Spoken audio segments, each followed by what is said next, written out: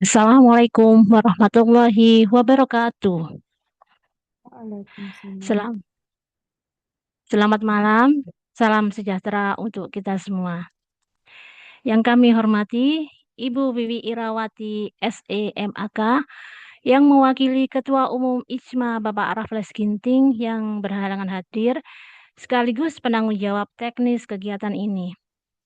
Yang kami hormati narasumber webinar malam ini, Profesor Dr. Teresia Dwi Hastuti, SE, MSI, Akuntan, CA, CPA, CGEE. Yang kami hormati moderator webinar, Ibu Chef Rahmianti, SE, AK, MAK. Segenap pengurus dan panitia penyelenggara, serta Bapak, Ibu, dan seluruh peserta webinar yang kami banggakan. Puji syukur, marilah senantiasa kita panjatkan kehadirat Allah Subhanahu wa Ta'ala, Tuhan yang Maha Esa, karena atas limpahan rahmat dan karunia-Nya, kita diberikan kesehatan, kesempatan, dan semangat sehingga pada malam hari ini kita dapat hadir bersama secara virtual dalam webinar Rabu yang diselenggarakan oleh IJMA dengan tema Academic Integrity, Kunci Anti-Rejection dalam Publikasi Scopus. Tema ini menjadi semakin relevan di tengah meningkatnya tuntutan kualitas publikasi ilmiah internasional.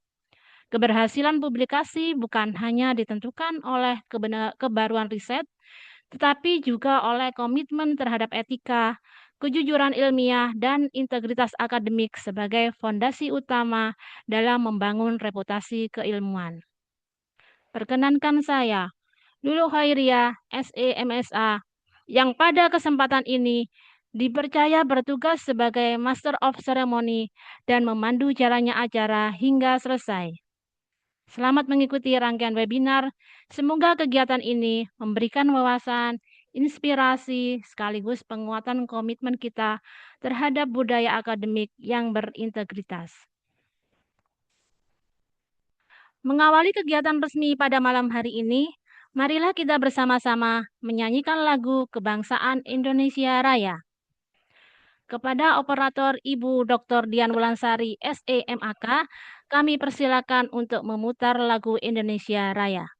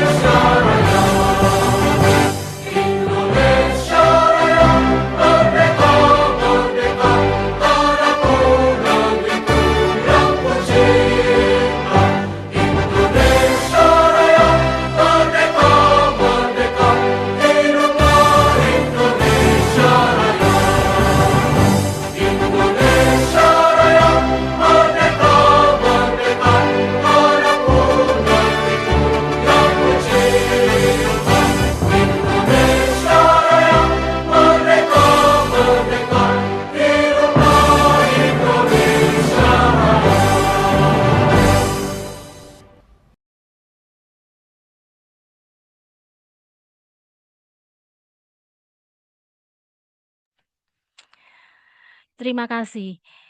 Bapak dan Ibu yang kami hormati, sebelum memasuki rangkaian acara berikutnya, marilah kita mengenal lebih dekat organisasi penyelenggara kegiatan ini melalui pembacaan profil IJMA.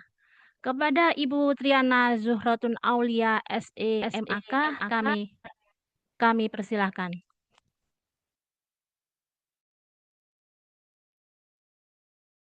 Baik, terima kasih Ibu Luluk. Apakah suara saya terdengar, Ibu? Sudah Ibu, sudah cukup jelas. Baik, terima kasih. Eh, Selamat malam. Assalamualaikum warahmatullahi wabarakatuh. Selamat malam, Bapak Ibu semuanya. Salam sejahtera bagi kita semuanya. Yang terhormat, saya aturkan Ketua Umum ISMA Bapak Raffles Ginting, SMAK atau yang mewakili. Yang kami hormati narasumber kita Profesor Dr. Teresia Dwi Hastuti SEMSI, AKT CA CPA CGEE. Yang kami hormati moderator Ibu Sef Rehmiati SEAK MAK, serta yang kami hormati seluruh panitia yang tidak bisa saya sebutkan satu persatu yang telah menyiapkan acara pada malam hari ini dengan sangat baik dan juga pada para hadirin yang saya banggakan. Perkenankan saya akan membacakan profil ITSMA. Mungkin bagi Bapak Ibu yang ingin mengenal ITSMA lebih jauh, berikut adalah profil ITSMA. ITSMA atau biasa kita kenal dengan Ikatan Cendekiawan Muda Akuntansi memiliki moto dan semangat bersatu, bersinergi, berkolaborasi. ITSMA, mohon selanjutnya, Bu. ITSMA hadir sebagai wadah bagi eh, akademisi dan intelektual, bagi para cendekiawan serta dosen muda akuntansi di seluruh Indonesia. Organisasi ini, ITSMA, baik. Baik, perjalanan ISMA dimulai pada tahun 2018, dimulai dari pembentukan WhatsApp Group ya, dosen muda akuntansi. Kemudian langkah formal ISMA diambil pada tahun 2021 dengan ditandatanganinya akta notaris yang menandai lahirnya ISMA di Universitas Tanjung Pura Pontianak. Selanjutnya, sejak itu ISMA berkomitmen memperkuat jejaringnya melalui penyelenggaraan Disnatalis ISMA. Dimulai dari Disnatalis ISMA yang pertama yang dilaksanakan di Universitas Pancasila Jakarta pada tahun 2022. Selanjutnya di BINUS University Tangerang pada tahun 2023 dan di UPN Veteran Yogyakarta pada tahun 2024 hingga ITSMA yang kelima, yang keempat, mohon maaf, di Universitas Katolik Dharma Cendika Surabaya pada tahun 2025. ISMA memiliki visi besar Bapak Ibu, yaitu menjadi organisasi yang mampu mewujudkan generasi dosen muda profesional dan kompeten di bidang akuntansi. Kami berfokus pada pengembangan ide dan inovasi terkini dalam melaksanakan Tridharma perguruan tinggi, sekaligus melahirkan bibit-bibit unggul sebagai generasi penerus yang membangun Indonesia. Demi mewujudkan visi tersebut, misi ISMA dijabarkan ke dalam 8 poin strategis yang meliputi yang pertama adalah memperlengkapi dosen akuntansi dalam pelatihan profesional dosen dalam menjalankan Tridharma perguruan tinggi yang beriman dan bertakwa kepada Tuhan Yang Maha Esa. Yang kedua, memperlengkapi generasi dosen muda akuntansi dalam kemampuan melakukan riset yang unggul dan terkini. Kemudian poin yang ketiga, menyelenggarakan wadah bagi dosen muda akuntansi dalam berkiprah pada kegiatan Tridharma perguruan tinggi, mulai menulis jurnal dan menulis buku, serta yang lainnya. Poin yang keempat, menyelenggarakan pelatihan dan pemberdayaan SDM guna meningkatkan kapabilitas dosen akuntansi. Poin kelima, membangun kerjasama dengan berbagai lembaga dan perusahaan, baik nasional dan internasional, untuk memperlengkapi kapabilitas dosen dan melakukan kolaborasi riset. Misi yang keenam, memperlengkapi dosen akuntansi untuk mampu mengembangkan karir dosennya. Misi yang ketujuh, menyelenggarakan kegiatan pengabdian masyarakat sebagai wadah dalam mengabdikan ilmu kepada masyarakat. Dan yang terakhir, menyelenggarakan wadah dalam melahirkan bibit unggul sebagai generasi bangsa. Seluruh visi misi ini, Bapak Ibu, diwujudkan melalui berbagai program kerja yang komprehensif. ISMA aktif melakukan atau menyelenggarakan kegiatan secara luring dan melakukan perayaan Disnatalis sebagai ruang pertemuan intelektual. Kemudian program kerja ISMA melalui kelas ISMA, kami menghadirkan kuliah umum serta program mentoring penelitian untuk mendampingi para anggota menghasilkan riset berkualitas. Tidak hanya itu juga, ISMA juga memperlengkapi memfasilitasi sesi internasional demi memperluas wawasan global, program pengembangan karir kedosenan, serta berbagai edukasi, persiapan beasiswa dalam Warnasari, baik, dalam program Warnasari Ijma. Baik, selanjutnya, di samping ranah akademik, ISMA juga memiliki kepedulian sosial yang tinggi melalui gerakan dari keilmuan untuk kemanusiaan sebagai wujud nyata pengabdian kepada masyarakat yang membutuhkan. Kini ISMA kembali membuka kesempatan emas melalui open recruitment untuk tahun ini. Dengan investasi iuran anggota yang sangat terjangkau, Bapak Ibu akan mendapatkan berbagai keuntungan yang eksklusif mulai dari kartu anggota, kolaborasi penelitian, dan penulisan buku, serta akses kelas TOEFL maupun IELTS. Kesempatan juga bagi Bapak Ibu anggota ISMA menjadi reviewer jurnal mitra hingga pendampingan publikasi ya Bapak Ibu. Kemudian Bapak Ibu mari Bapak Ibu bergabung dan berkembang bersama keluarga ISMA dengan menghubungi narahubung kami di nomor yang tertera di layar Bapak Ibu saat ini. Bersama ISMA, mari kita bersatu, bersinergi, berkolaborasi demi masa depan akuntansi Indonesia yang lebih maju. Baik, terima kasih saya sampaikan. Saya tutup. Assalamualaikum warahmatullahi wabarakatuh. Waalaikumsalam warahmatullahi wabarakatuh. Terima kasih kepada Ibu Triana Zuhratun Aulia atas penyampaian profil ISMA. Semoga ISMA senantiasa menjadi wadah yang terus berkontribusi dalam pengembangan ilmu pengetahuan, profesi, serta peningkatan kualitas akademisi di Indonesia. Memasuki acara berikutnya, marilah kita mendengarkan sambutan sekaligus arahan dari perwakilan dari Bapak Ketua Umum ISMA. Untuk menyampaikan sambutan dengan hormat, kami mengundang Ibu Wiwit Irawati SEMAK. Kepada beliau dipersilahkan. Baik, terima kasih Bu Lulu atas waktunya. Selamat malam. Assalamualaikum warahmatullahi wabarakatuh. Salam sejahtera bagi kita semua. Om Swastiastu, Namo Buddhaya, salam kebajikan. Yang kami hormati narasumber webinar pada hari ini, Profesor Dr. Teresia Dwi, SE, MSI, AKT, CA, CPA, CGEE, kemudian moderator Ibu Sef Rahmiyanti, SE, AK, MAK, serta Ketua Webinar, Bu Ria, beserta seluruh tim, serta Bapak, Ibu, dan Saudara peserta webinar yang berbahagia. Perkenankan saya pada kesempatan ini menyampaikan sambutan mewakili Pak Raffles, Bapak Ketua, yang sedianya hadir tapi beliau ada agenda yang pada waktu bersamaan, sehingga tidak dapat memberikan sambutannya. Beliau menugaskan saya untuk menyampaikan sambutan pada kesempatan ini.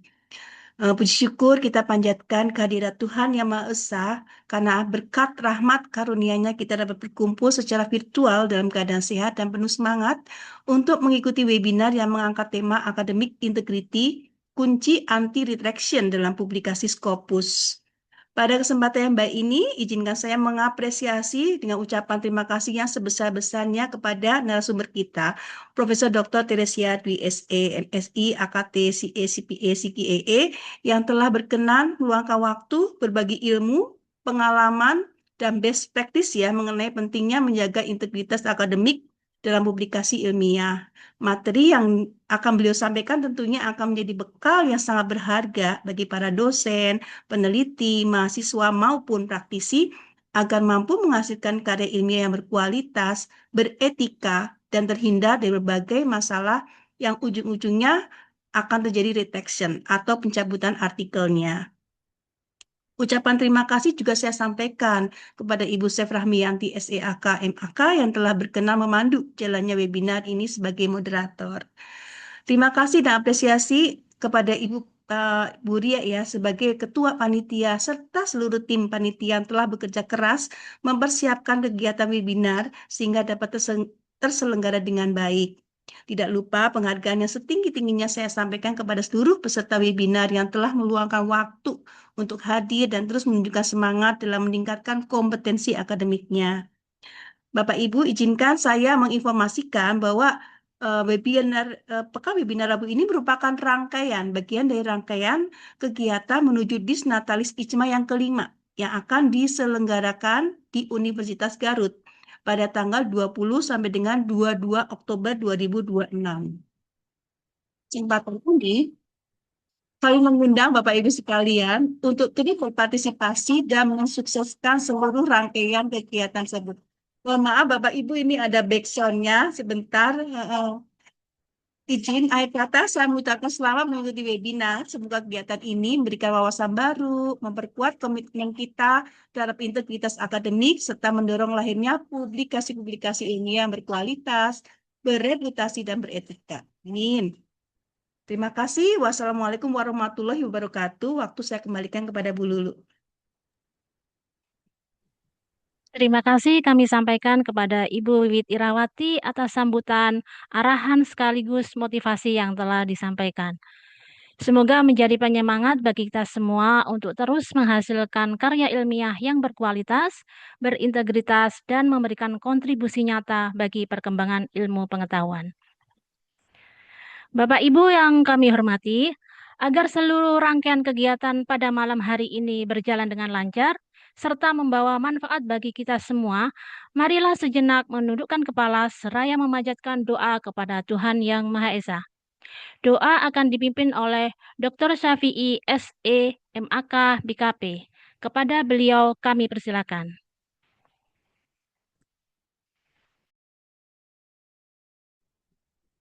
Terima kasih. Assalamualaikum warahmatullahi wabarakatuh.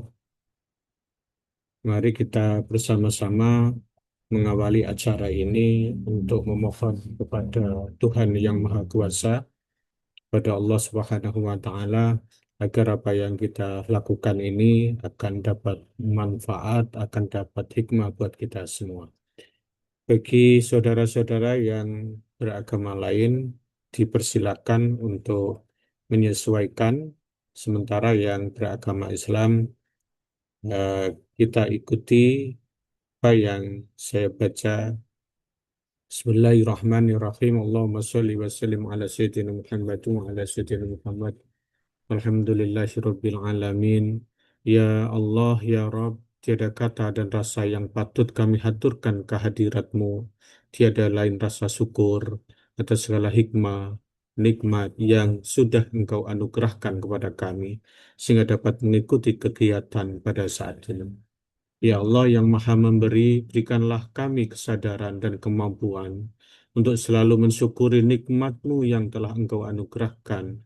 Berikan taufik-Mu agar kami menjadi hamba yang selalu mengerjakan perintah-Mu, dan berikan maunah-Mu agar kami menjadi hamba yang meninggalkan larangan. Ya Allah, ya Rahman, ya Karim, jadikanlah kegiatan ini penuh hikmah, barokah dengan hidayah-Mu. Limpahkan kesehatan, kekuatan, kesabaran, keikhlasan, kecerdasan, dan kearifan pada kami. Satukan hati kami, padukan langkah kami, kobarkanlah semangat perjuangan kami dalam membangun keilmuan akuntansi. Apungkanlah pengetahuan dan segarkanlah pemahaman kami agar dapat mengambil hikmah yang terkandung. Ya Allah yang Maha Alim, kami sadar ilmu kami hanyalah setetes air di luasnya samudra ilmu-Mu. Karena itu kami mohon bimbingan dan petunjuk-Mu. Bukakanlah hati dan pikiran kami agar selalu istiqomah dalam meningkatkan kualitas diri sebagai bekal pengabdian dalam rangka khairun nas anfa'uhum linnas.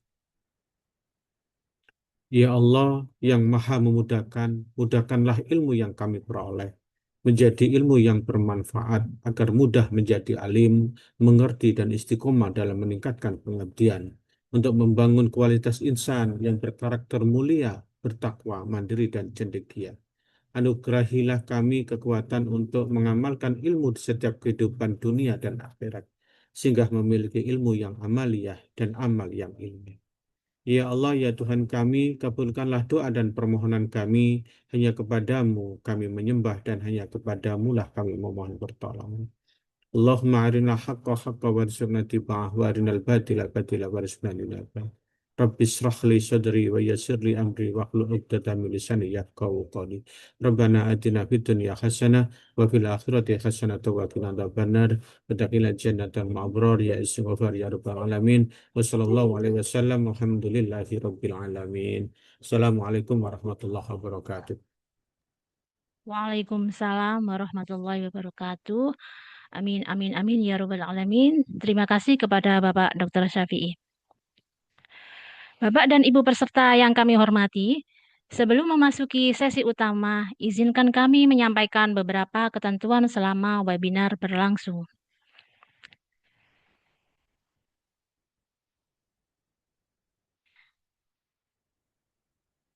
Tata tertib peserta Pekan Webinar IJMA Rabu 2026.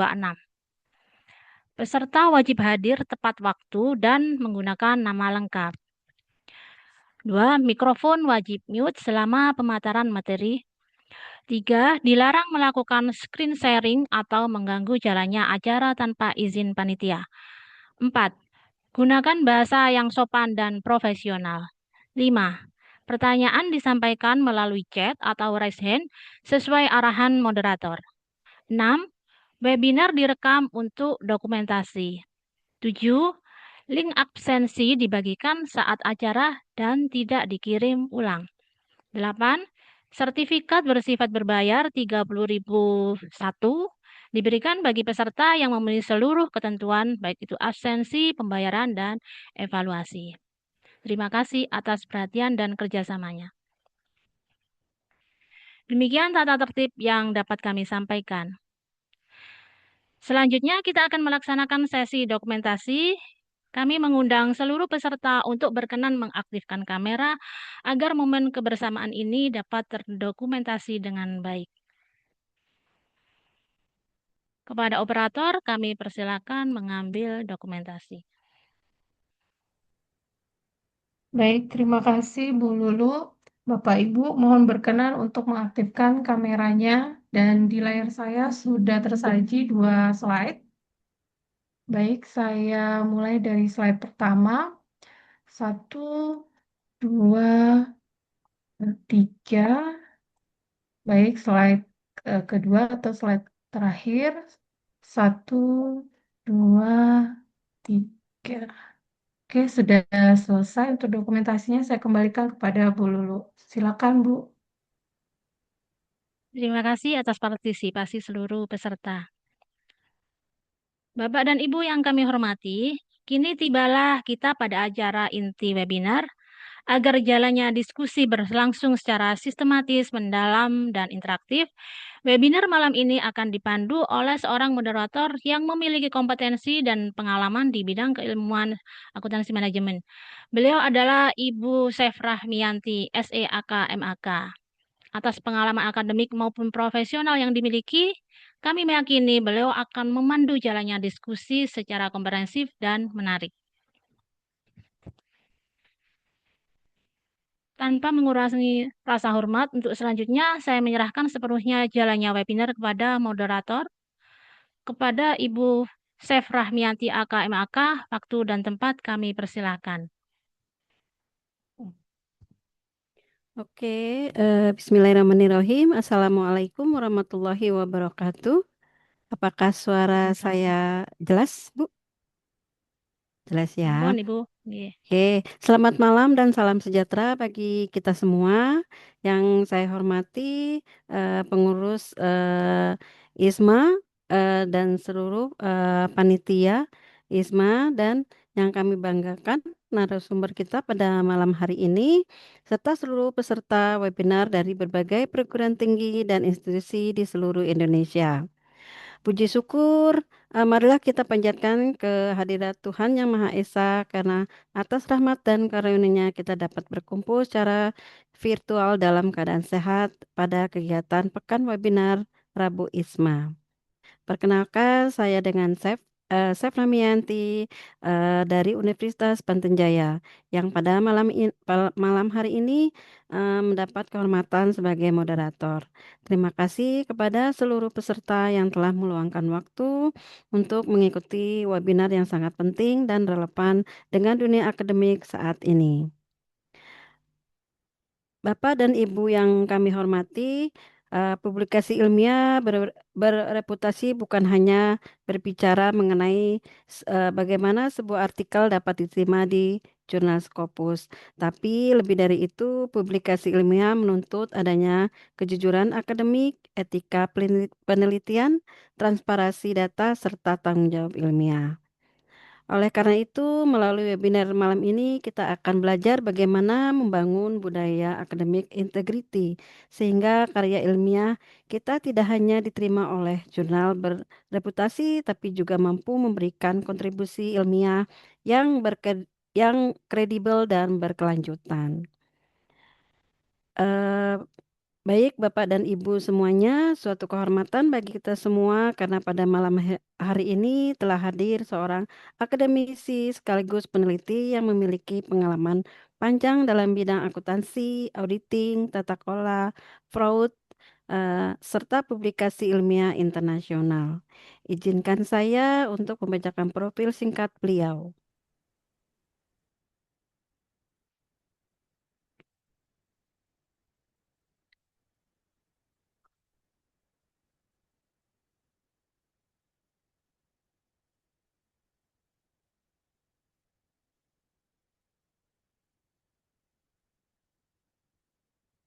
Profil narasumber yaitu Profesor Dr. Teresia Dwi Astuti, SE, MSI, AK, CA, CPA, CGEE. Beliau merupakan guru besar di Universitas Katolik Sungi Japranata.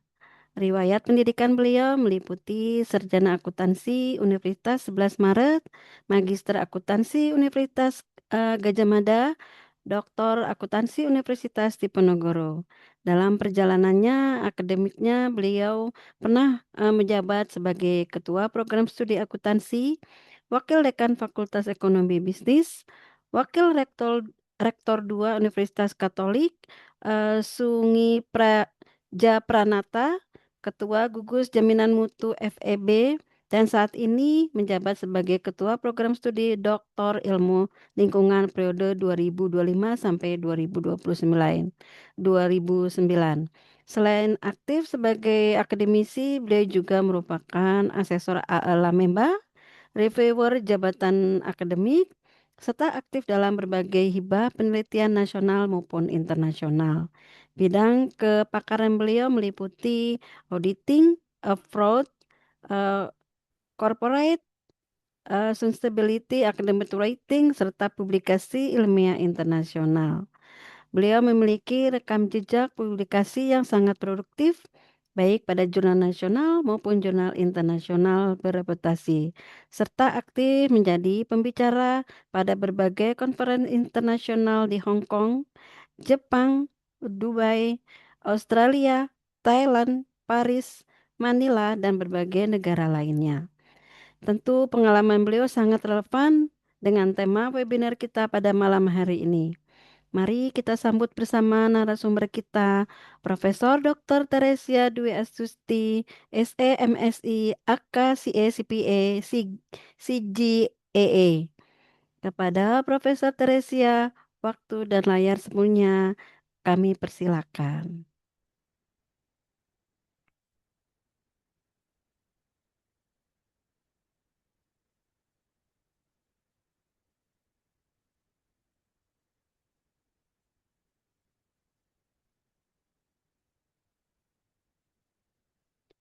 Kepada Profesor Teresia, waktu dan layar sepenuhnya kami persilakan.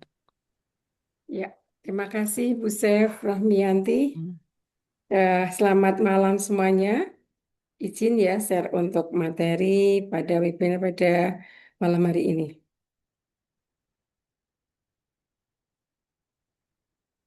Ya, sebagaimana panitia disampaikan kepada saya untuk memberikan materi terkait dengan retraction dalam publikasi ilmiah.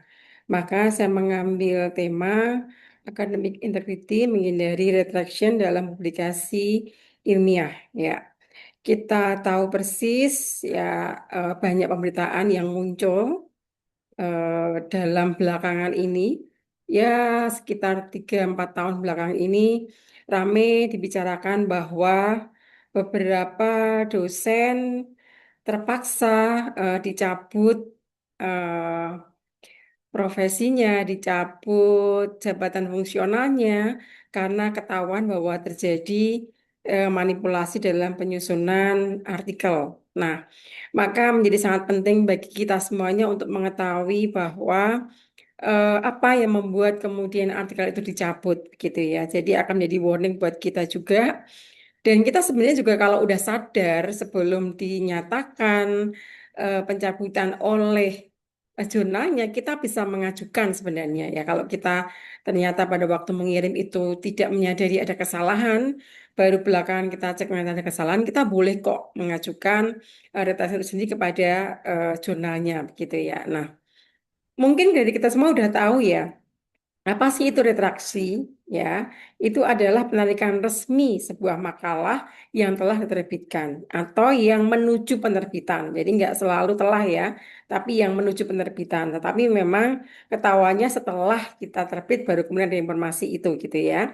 Kebanyakan memang karena setelah terbit mereka kemudian dicabut atau ditarik dari peredaran begitu ya. Di mana di dalamnya adalah ada konten yang sangat cacat atau keliru sehingga tidak bisa diyakini validitasnya, tidak bisa diyakini kemurnian datanya, tidak bisa diyakini bahwa itu adalah milik si penulis begitu ya. Nah, informasi retraction ini penting karena sarana kita semuanya untuk membangun integritas ilmiah. Ya, jadi para penerbit pun juga sudah mulai konsen terhadap retraction ini dengan cara memberikan prosedur bagaimana kalau kita mau withdrawal artikel kita. Atau juga prosedur bagaimana melakukan retraction itu dilakukan oleh jurnalnya. Jadi karena ini menjadi standar integritas dan tentunya kalau pihak jurnal kan jurnal yang dipercaya adalah jurnal yang bisa secara transparan menyatakan apa yang terjadi dengan prosesnya gitu. Jadi kalau misalkan terjadi temuan bahwa ada publikasi yang memang diduga ada efeknya, ada proses manipulasinya atau ada proses yang nggak sebenarnya, maka jurnal wajib untuk mengumumkan adanya retraksi itu. Jadi kita sebagai pembaca juga dimungkinkan kok untuk mengetahui bagaimana model jurnal yang terkena retraksi itu. Karena semua jurnal, terutama yang berreputasi ya, yang kita sering juga ikuti yang tidak Scopus ya, mereka punya komitmen juga untuk menerbitkan itu. Ya, jadi bagi kita akan mudah untuk bagaimana menemukan jurnal-jurnal atau artikel-artikel yang terretraksi tersebut ya. Nah, kita juga melihat ya, kenapa kok sampai bisa jadi demikian gitu ya. Utamanya karena ada pelanggaran ilmiah yang dianggap terkandung di dalam artikel itu. Misalkan ada fabrikasi. Apa sih itu fabrikasi? Adalah kita menulis artikel tetapi sebenarnya datanya itu nggak ada. Datanya kita karang sendiri. Itu contoh publikasi ya. Jadi hati-hati kalau kita melakukan penulisan artikel di mana datanya bukan kita cari secara benar, tapi kita karang sendiri, kita buat sendiri, hati-hati. Ini secara algoritma. Nah, sekarang kita udah mengenal ya algoritma itu bisa menunjukkan bahwa ini datanya adalah asli atau datanya data yang direkayasa. Nah, jadi hati-hati kalau sampai melakukan publikasi akan kemungkinan bisa terdeteksi oleh jurnalnya. Kalau di awal ketahuan sih mungkin langsung ditolak gitu ya. Tapi kalau ketahuannya belakangan ini yang berat ya. Atau ada plagiarisme. Maka kenapa kita melakukan proses mengecek dulu ya berapa persen similaritasnya sebelum kita mengirimkan jurnal itu karena tujuannya adalah agar bebas dari plagiarisme. Memang boleh sih ada kesamaan dengan artikel yang lainnya, tapi ada batasan ya. Kalau jurnal biasanya kan minimal di bawah 20%. Ya, dan juga kemudian ada ketentuan masuk lagi bahwa kalau untuk artikel yang sama ya jangan lebih dari 1% atau 3% gitu. Nah, Itu juga sudah menjadi standar. Jadi kita harus hati-hati sebelum kirim ke jurnal, kita cek dulu plagiarismenya dulu ya. Atau ada pemalsuan beragam ya, palsu karena kita bukan penelitinya, palsu karena kita bukan penulisnya, kita hanya pasang nama di situ gitu ya. Itu jadi harus menjadi pertimbangan yang kita miliki sebelum kita mengirimkan artikel kita. Ya, karena memang belakangan banyak sekali orang didorong untuk melakukan publikasi agar bisa mengurus Java. Nah, kadang-kadang kemudian jalan pintas diambil. Ini hati-hati, ini akan bisa bermasalah belakangnya. Yang kedua adalah kesalahan yang tidak disengaja. Nah, ini yang tadi saya katakan bahwa mungkin memang tidak tahu kalau sama dengan yang lain, gitu ya. Pokoknya kirim ini buat sendiri betulan, tapi nggak pernah urusan dengan yang lain. Ternyata kok misalkan sama-sama orang yang berbeda, tetapi ngirimnya sama, publisnya duluan yang sana, gitu misalkan. Jadi kan kesamaan di dunia maya itu sangat mungkin terjadi gitu ya. Nah, itu adalah yang tidak sengaja ternyata kok ada yang sama ya. Nah, ini bukan bukan plagiarisme tapi benar-benar tidak berinteraksi tapi kok bisa sama. Nah, bisa banyak prestasinya sama. Nah, itu juga menjadi bagian yang sebenarnya bukan salah kita ya, tapi gimana lagi kalau ternyata ada kesamaan yang tidak sengaja tadi ternyata memang benar-benar sama persentasenya lebih dari 20%. Nah, ini kita harus hati-hati di situ. Yang terakhir adalah pelanggaran etika. Tidak ada persetujuan dari tim. Ini yang rame ya, yang beberapa peneliti punya kasus ya. Jadi penelitian dengan mahasiswa, publikasi oleh dosen tanpa ngomong sama mahasiswanya. Nah, itu akhirnya dipublish, mahasiswanya merasa tidak sesuai, dirugikan, maka bisa protes. Nah, hati-hati seperti itu. Atau datanya bermasalah sebenarnya. Datanya mungkin benar cari, tetapi ketika dapatnya kurang, ditambah-tambah sendiri misalkan gitu ya. Nah, itu juga bisa dimasalah. Atau juga metodologinya bermasalah. Misalkan taruh regresi, tapi kita nggak melakukan analisis asumsi klasik misalkan. Nah, atau ada proses yang kita palsukan data prosesnya. Nah, itu bisa bermasalah di situ ya. Yang keempat adalah reliabilitas data. Nah, datanya bermasalah. Nggak reliabel, tapi kita tetap nekat untuk kita kirim tanpa melampirkan atau menyampaikan reliabilitasnya. Nah, ini bermasalah di situ ya. Atau sengketa penulisnya sama dengan yang nomor 3 ya. Nggak ada persetujuan atau sengketa siapa yang menulis begitu ya. Nah, itu yang perlu untuk dicek karena ada duplikasi dan sebagainya. Ini juga bagian dari mungkin kesalahan nggak disengaja, tapi kok ya bisa sama gitu ya. Itu yang jadi perkara juga. Atau duplikasi. Jadi misalkan taruh bahwa kita sudah mengirim artikel, terus kita kirim lagi artikel yang sama ke tempat yang lain. Nah, lupa kalau yang satu lama, yang satu udah terbit, yang satunya lama karena nggak segera direview, lama, tiba-tiba dinyatakan bahwa diterima dan kemudian publish. Nah, jadi mau nggak mau duplikasi terjadi. Nah, ini juga kita tadi bisa mengajukan hal seperti itu ya, bisa mengajukan untuk di withdrawal ya. Tapi kalau biasanya sih kalau kita udah publish ya kita tolong info ke jurnal yang lainnya. Tolong tarik tempat saya karena sudah publish itu dimungkinkan seperti itu. Atau ya sengaja menduplikasi ya kalau itu sudah pelanggaran etika juga di situ. Atau masalah hak cipta, penggunaan konten yang telah terbitkan sebelumnya tanpa izin atau tanpa citasi ya. Kalau tanpa citasi kan jelas ketemu lewat proses plagiarisme. Nah, ini juga yang harus kita hati-hati di situ. Ini beberapa alasan ya kenapa kok dilakukan retraksi itu sendiri. Nah, bagaimana cara untuk bisa mengetahui? Cara bisa mengetahui bahwa zona itu adalah zona retraksi gitu ya. Kita bisa melihat dari notis yang diberikan oleh publisher. Ya, karena mereka juga akan menginformasikan. Karena itu adalah etikanya. Jadi bagi publisher yang jurnalnya terpasang di retraksi harus memberitahu kepada publik. Ya, dia harus menginformasikan kepada publik bahwa ada retraction. Nah, kita bisa mencari itu. Ya, kita bisa mencari dengan cara apakah lewat retraction watch database atau lewat Crossref atau lewat yang untuk dunia kesehatan pakainya PubMed ya. Nah, kita ketik aja artikel yang diretraksi atau retraksi atau retraction. Nah, ini akan ketemu nanti.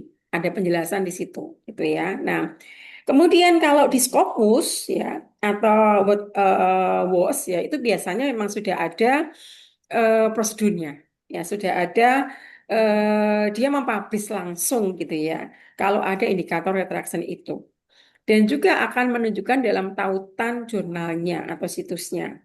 Jadi kita tinggal menengok saja di webnya ya dari jurnal bereputasi akan muncul jurnal mana yang dilakukan retraction itu. Kemudian juga jurnal websitenya ini juga bisa kita lihat ada di watermark di situ ya dengan kata-kata retraction. Kalau di Crossref ya tadi banyak retraction yang terdaftar dalam basis data DOI. Jadi sebenarnya kita cukup mudah kok menemukan jurnal yang terretraction. Kenapa? Karena kalau udah ketemu jangan kita citasi tentunya. Karena kalau jurnalnya sudah dinyatakan warning kan kita juga salah kalau mencitasi. Jadi kita punya kepentingan untuk mencari jurnalnya agar kita tidak melakukan citasi atas jurnal tersebut begitu. Nah, ini penelitian yang diterbitkan oleh Elsevier di jurnal Helion yang mencoba meneliti tentang retraction dari tahun 2003 sampai 2022. Banyak banget ya. Karena bisa sampai totalnya 21.422. Sebanyak itu dibuat oleh Ko dan Lin tahun 2024. Nah, ini adalah beberapa penyebab kenapa kok terjadi retraction. Ya, ada database-nya, risetnya, plagiarismenya, investigasinya, finding-nya, authorship-nya, dan sebagainya. Ya, ada banyak penjelasan kenapa kok ditolak di situ. Ya, termasuk withdrawal dan retraction notice oleh si penulis sendiri juga masuk di situ. Ya. Nah, ini contoh yang saya temukan dari Taylor and Francis yang memberikan informasi kepada kita semuanya tentang retraction notice itu sendiri. Nah, Anda bisa membaca di sini intinya adalah jurnal atau publisher akan menginformasikan kepada semua pembaca. Ya, karena tadi ya tanggung jawabnya dan etikanya serta menjaga reputasinya. Seperti ini misalkan, we the editor and publisher of article review in microbiology dan sebagainya ya. Dia menunjukkan nama artikelnya apa, penulisnya siapa. Kemudian juga menunjukkan apa yang terjadi kok kenapa dilakukan retraction. Ya, ada kata bahwa sham publication significant concern had been raised by the third party bla bla bla itu juga seperti itu. Nah, ini however significant text similarity was identified ya with the following reference sources. Nah, ini yang ditunjukkan seperti ini. Ya, ini contoh bahwa memberikan keterangan kenapa kok dilakukan retraction. Nah, ini yang kita harus hati-hati di situ. Kita harus, makanya kalau Anda mendapatkan review, ya review dari reviewer itu ikutin saja. Biasanya kalau juga kadang-kadang kan ketemu ada beberapa artikel yang ditunjukkan tapi nggak ada referensinya. Itu juga harus kita betul-betul cermati gitu ya ketika sebelum mengirim jurnal tersebut. Sebagai contoh inilah contoh dari Taylor and Francis untuk mengidentifikasi bahwa ada jurnal yang ditarik dari peredaran gitu ya. Nah, ini juga kembali pada penelitian yang dilakukan oleh Ko ya. Ko and Lin tadi 2024 juga cara membahasnya bagaimana ketemu banyak hal ini. Ya. Ada pertama data dan result issues, plagiarism, duplication, investigation and finding dan sebagainya. Jadi dia menemukan hal seperti itu. Nah, gimana caranya? Ini tadi sudah saya sampaikan di depan tadi ya, bisa pakai PubMed, bisa pakai Crossref dan sebagainya. Yang kita bisa tahu gimana caranya untuk bisa menemukan artikel yang terretraction tersebut gitu. Nah, kemudian kalau kita bisa melihat prosesnya tadi, ketika kita tahu bahwa ada banyak faktor yang menyebabkan retraction, salah satunya adalah citasinya. Nah, Anda bisa melihat di sini, periksa citation alert-nya dulu. Jadi, sebelum Anda melakukan publikasi, baik memang kalau Anda cek dulu semuanya. Karena sekarang juga rame ya, karena tadi bahwa ada beberapa apa namanya kutipan yang belum Anda tulis dalam daftar pustaka. Kalau pengalaman saya selama ini ketika publikasi di jurnal Indeks Scopus, itu konsennya di situ juga. Ya, kalau dulu kan saya di tahun yang dulu belum ada penggunaan Setengoro, penggunaan dari Mendeley itu belum ada. Maka manual. Maka sangat-sangat mungkin terjadi beberapa artikel yang kami tulis tapi belum kami cantumkan dalam daftar pustaka. Nah, hampir semua artikel yang saya kirim itu reviewnya adalah cek ke dalam daftar pustaka. Jadi selalu seperti itu. Dan memang mereka akan menyatakan juga silakan citasi tempat kami. Itu juga ada pernyataan seperti itu. Artinya dari pola review pun sudah sampai pada bagaimana artikel itu ditulis dan bagaimana citasi itu dilakukan. Maka pengecekan juga sampai pada citasinya dicek sama reviewer. Ya, kalau ada yang tidak masuk itu sudah harus di notif ya, dikasih info. Jadi sebelum publish hasil review juga menunjukkan bahwa ini loh ada beberapa kutipan yang tidak ada di daftar pustaka atau daftar pustaka ada tapi nggak ada kutipannya. Nah itu ditunjukkan. Ya. Maka kalau kita pengen aman ya silakan sebelum Anda publish, sebelum Anda submit ke jurnal itu silakan cek dulu apa namanya daftar pustakanya dengan Anda masukin ke dalam Zotero atau dalam Mendeley. Itu lebih cepat ya. Kemudian atau gunakan juga browser extension ya. Alat seperti peringatan penarikan. Ini dapat Anda pakai untuk menjelajah di sana. Atau cari secara manual ya, cari di watermarker atau pembelian penarikan dan sebagainya. Dan juga verifikasi sebelum mengutip. Karena kutipan itu menjadi nggak ada gunanya ketika kita mengutip jurnal yang sudah diredaksi. Ya, jadi memang baik kita menulis mau mengirim artikel maupun kita mensitasi itu dua-duanya harus hati-hati ya. Mungkin kita tidak kena, tapi kita bisa juga kena karena kita mensitasi jurnal yang sudah terredaksi. Nah, jadi memang harus hati-hati di banyak-banyak tahapannya begitu ya. Nah, kita perlu tahu juga apa sih red flag-nya yang mungkin terjadi gitu ya, yang jadi indikasi kalau mungkin kita sudah menemukan list gitu ya, bahwa ini loh artikel yang terredaksi. Tapi kita juga kadang menambah kehati-hatian kita dengan cara memahami red flag-nya. Sehingga jangan sampai menunggu dulu untuk ditarik, kemudian baru, aduh, kok ditarik ya gitu ya. Baik kalau kita juga sambil membaca artikel yang akan kita citasi, sambil juga memastikan bahwa ini aman gitu ya. Nah, ketika membaca, itu kita akan menemukan beberapa red flag sebenarnya. Ya, tanpa menunggu adanya pemberitahuan dari publishernya, kita sudah bisa menandai juga. Jadi kalau kita ketemu red flag ini, hindari saja. Pertama, makalah dengan jumlah kutipan yang luar biasa tinggi dalam pemberitahuan penarikan publikasi. Nah, sebelum diberitahu, kita bisa ngecekin dulu. Kok rasanya itu too good to be true gitu ya, terlalu baik. Kita bisa ngecek sih dari sisi bahasa yang ditulis di situ dan dari sisi kutipannya yang sangat banyak. Nah, kita coba menelusur saja ya dengan cara ini betul nggak sih seperti ini gitu ya. Kita cek aja kalau kita mengutip apakah betul kutipan itu sesuai dengan yang dikutip. Itu cara kita untuk bisa mengetahui. Kalau saya biasanya gitu. Ketika saya mau pakai artikel untuk saya kutip, saya coba dia ngomong begitu, dituliskan dari si A, si B, si C, si D dan sebagainya. Saya coba cari aja, sampling aja. Benar nggak kata-kata si A ada di situ?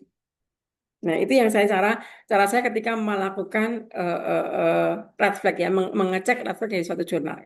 Yang kedua, jurnal dengan tingkat penarikan publikasi yang tinggi. Nah, ini sebenarnya rumah jurnalnya sih ya. Ketika rumah jurnalnya itu banyak melakukan retraksi, kita harus hati-hati. Ya sama seperti kalau kita mau publis ya. Kalau mau publish, mau kirim artikel ke jurnal, ya ke apa namanya publisher yang ternyata cukup banyak jurnal di situ yang masuk di belis ya, kita mesti akan jadi ragu. Waduh, kok banyak ya? Kok ada pemberitaan ya bahwa publisher ini banyak sekali eh, artikel yang ternyata predator ya. Nah, itu juga sama. Sama seperti itu pola kita ketika mencoba mensitasi artikel yang akan kita pakai. Gitu ya. Ketika rumah jurnalnya adalah banyak terjadi interaksi, ya kita hati-hati aja. Kalau baik jangan pakai jurnal di situ gitu ya. Yang ketiga adalah penulis dengan beberapa penarikan publikasi. Nah, ini kalau ini penulisnya. Ya, kalau penulisnya sering kali terjadi, hati-hati nih. Berarti kita jangan pakai penulis tersebut gitu ya. Kemudian juga penelitian dengan hasil yang tidak masuk akal atau masalah metodologis. Terkadang kalau kita baca, nah kita harus sampai ke berpikir bahwa loh kok bisa begini ya hasilnya. Karena kita kan harus mengsitasi ya, harus mengambil dari kalimat mereka, simpulan mereka untuk kita sertakan dalam kutip dalam artikel kita. Nah, pasti kita akan membaca juga bagaimana hasilnya, bagaimana masalahnya, dan bagaimana sampai ke, kalau kita kan screening ya, apa sih masalahnya, tujuannya apa, pengolahannya seperti apa, sampai seperti apa, hasilnya kayak apa.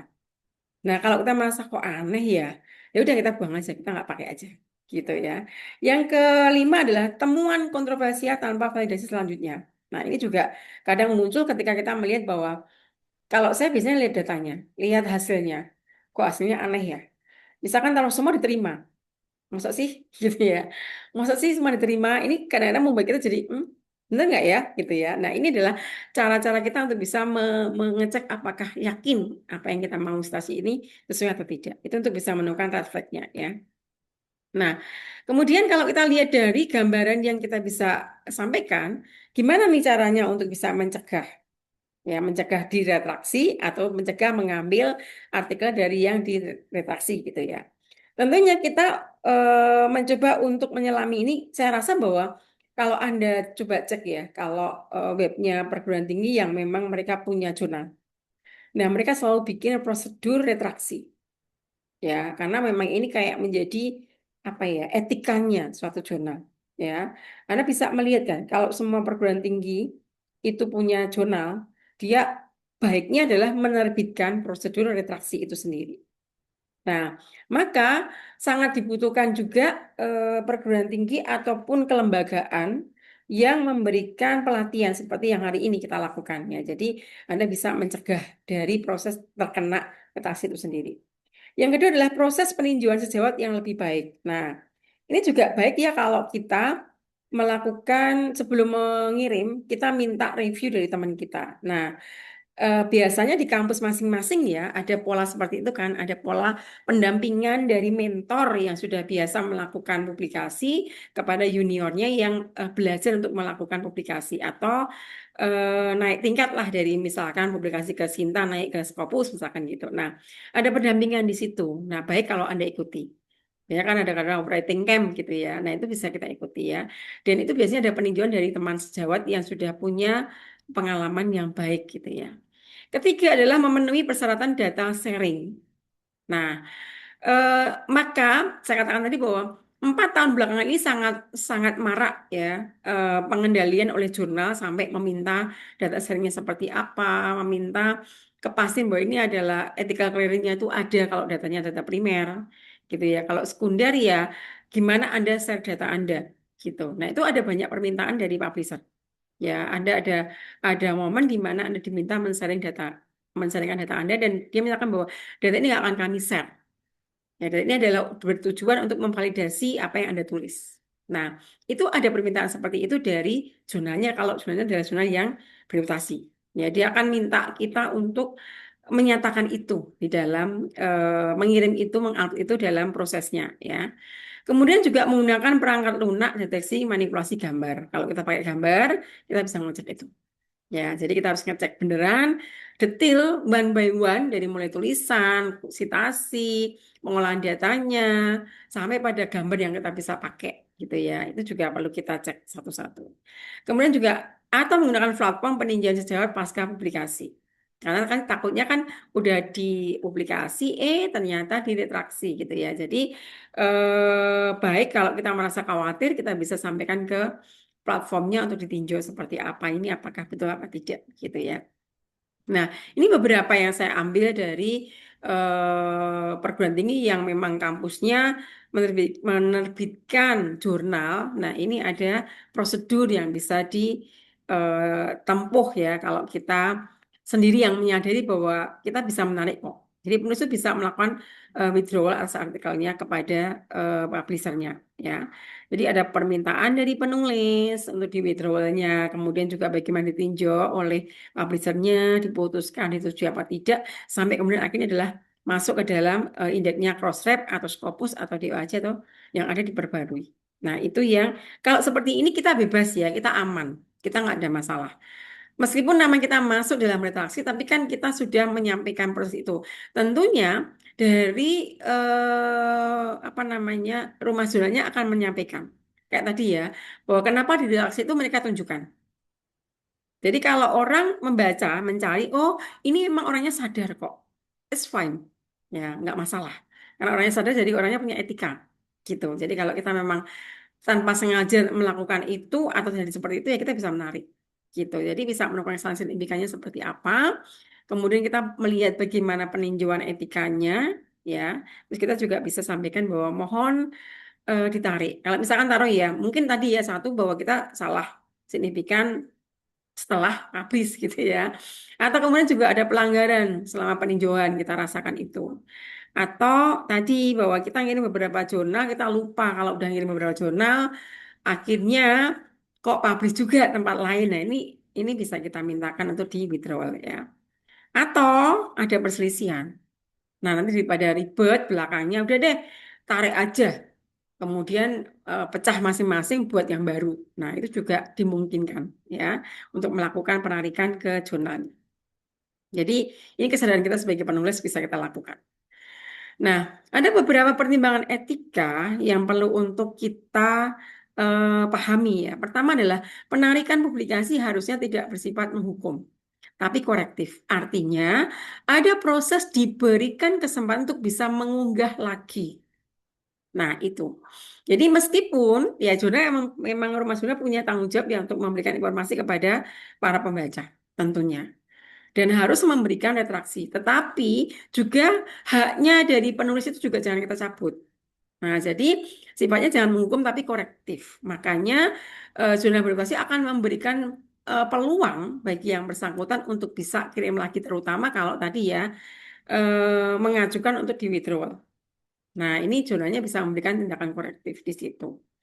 Nanti kalau ketemu, wah saya udah publish nih ketemu, maka silakan dikoreksi, nanti hasil koreksi saya akan publish lagi. Itu lebih baik seperti itu. Jadi reputasi dari orangnya juga tidak kena. Ya, tapi kalau emang benar-benar ini orangnya yang tidak etis ya tidak punya kesempatan untuk melakukan koreksi itu. Gitu ya. Tentunya jurnal akan memberikan kesempatan ketika pertimbangan etikanya muncul. Jadi ketika memang ini orangnya tuh etis kok, dia tahu kalau salah dia langsung menghubungin kami kok. Nah, itu bisa dari kesempatan untuk bisa melakukan pengiriman kembali yang sudah direvisi gitu. Ya. Karena tadi partnernya nggak tahu, lo nggak tahu kalau sama yang lainnya kok. Kami ngirimnya nggak ada kontak-kontakan sama sekali dengan penulis yang itu. Tapi kenapa kok yo sama? Nah, itu boleh. Ya, kita boleh mengatakan bahwa ditarik kemudian sama jurnalnya bisa dikasih kesempatan untuk melakukan unggah kembali tapi yang kita merevisi lagi gitu ya. Kemudian juga sistem harus mendorong koreksi daripada menyembunyikan masalah. Maka tadi kenapa rumah jurnal itu ya seperti diwajibkan untuk mempublikasikan retraksinya. Karena itu tadi bahwa punya keharusan untuk mendorong ya mendorong orang memperbaiki dan memberikan kesempatan orang memperbaiki itu bagi jurnalnya begitu. Daripada justru malah ketika disembunyikan ketahuan jadi malah bahaya, nggak dipercaya lagi oleh si pembaca dan penulis itu ya. Nah, jumlah penarikan publikasi telah meningkat. Ini yang terjadi ya, dan kita tahu bahwa tadi sampai sekitar puluhan ribu ya yang terjadi ya. Nah, kenapa? Karena semakin kuat metode deteksinya ya. Ketika jurnal pengen bereputasi dipertahankan dengan baik, mereka akan menggunakan tools yang memang mampu untuk mendeteksi adanya kesalahan-kesalahan dalam artikel. Jadi kita memang semakin berat ya dan semakin harus hati-hati. Nah, itu yang terjadi karena mereka juga menaruh software yang cukup kuat di sana. Ya, mereka punya etika. Ya, mereka sampaikan etika itu dan kemudian mereka juga fairness harusnya ya seperti itu. Kemudian juga selalu verifikasi status makalah-makalah kunci kita di mana. Ya, kita coba lihat kembali, cek kembali. Tapi kalau di awal kita merasa nggak ada masalah, ya udahlah, kita nggak cek juga nggak apa-apa. Tapi asal kita yakin bahwa kita bekerja dengan baik, tapi baik juga kalau kita cek lagi gitu ya. Kemudian juga komunikasi ilmiah terus dikembangkan, ya, sehingga bisa melacak bagaimana pola itu. Jadi memang ya karena banyak kasus ya akhirnya rumah jurnal menjadi warning ke dalam dirinya sendiri dengan menginstal berbagai macam sistem yang mampu untuk mendeteksi adanya tadi kecurangan atau data yang nggak sesuai, hasil yang nggak sesuai gitu ya, itu bisa dia temukan. Jadi kita harus benar-benar berhati-hati. Lebih baik jujur daripada kita di belakangnya kena masalah gitu ya. Nah, ini beberapa ya kalau saya temukan ya. Seperti ini banyak banget dia temukan ya bahwa ada artikel-artikel yang ternyata ada kandungan apa namanya kandungan dari retraction tersebut. Ini sudah tadi sampaikan di depan tadi ya, dengan open retraction, dengan browser extension, dengan analisis frasenya seperti apa, atau kemudian juga pakai cross document analysis gitu ya. Pakainya juga si teorinya bagaimana gitu. Nah, kita juga ngecek bagaimana jurnal kita, artikel kita itu seperti apa gitu ya. Termasuk juga citation network analysis. Nah, mencoba mendeteksi anomali yang terjadi dalam pola kita melakukan retraksi itu. Nah, sehingga ada banyak software yang sudah kita bisa pakai untuk melakukan pengecekan atas artikel kita. Ya, memang semakin rigid ya, harus semakin hati-hati juga dalam mengirim artikel kita ke jurnal. Ya, karena memang mereka sudah punya banyak pola untuk melakukan deteksi itu. Nah, dampaknya apa nih gitu ya? Di depan tadi sudah saya singgung sebenarnya, dampaknya cukup besar buat kita sebagai dosen ya. Kalau kena retraction. Pertama adalah reputasi pasti dan kredibilitas. Makanya tadi kalau toh kita tahu bahwa kita tuh waktu itu nggak sengaja, tapi ketahuan sekarang, langsung hubungi jurnal saja. Karena tadi bahwa kita hubungi itu menunjukkan bahwa kita punya integritas. Dan biasanya punya kelonggaran kok dari jurnalnya. Oke lah, ini orangnya sadar kok, saya kasih kesempatan yang berikutnya. Nah, bisa seperti itu. Maka kalau memang kita menyadari bahwa ada yang rusak atau salah dari data kita, ya kita ngomong ke dalam jurnalnya gitu ya. Kenapa? Karena reputasi susah untuk dikembalikan. Apalagi kalau sampai kemudian ketahuan ke level nasional, kita nggak punya etikat baik, kemudian dijabut lah, diturunkanlah jabatan fungsional kita. Aduh, itu semakin berat ya, karena kemudian rusak reputasi, rusak kepercayaan orang lain, tidak jujur. Nah, itu kan cap yang cukup panjang nantinya ya. Ya, ini yang harus kita coba untuk benar-benar jaga ya, karena ini yang dampaknya cukup cukup luas, cukup berat buat kita sebagai dosen. Kemudian kalau melihat dalam dampak juga bagi karir kita, ya tadi saya berkali-kali bahwa kadang-kadang juga akan kena pelanggaran berat, akan kena sanksi di situ. Ya jelas terhambat promosi kita. Karena kalau sanksi itu kena ya dihukumnya bisa setahun, bisa 2 tahun, kita nggak boleh mengajukan promosi kita gitu ya. Nah berat di situ, maka kembali ya lebih baik jujur, kita sampaikan apa adanya, meskipun itu mungkin butuh waktu yang lama. Misalkan data kita sedikit, gimana caranya untuk bisa tambah banyak ya? Ya udah tambah tahun, tambah cari lagi gitu ya, tambah besaran sampelnya. Nah, memang itu agak lama tetapi aman buat kita, gitu ya. Karena ini dampaknya. Karena kita kena, ya kita terhambat promosinya, sudah dapat posisi yang baru karena sudah dapat cap. Ya, dapat cap jelek itu susah untuk menebus menjadi baik, ya.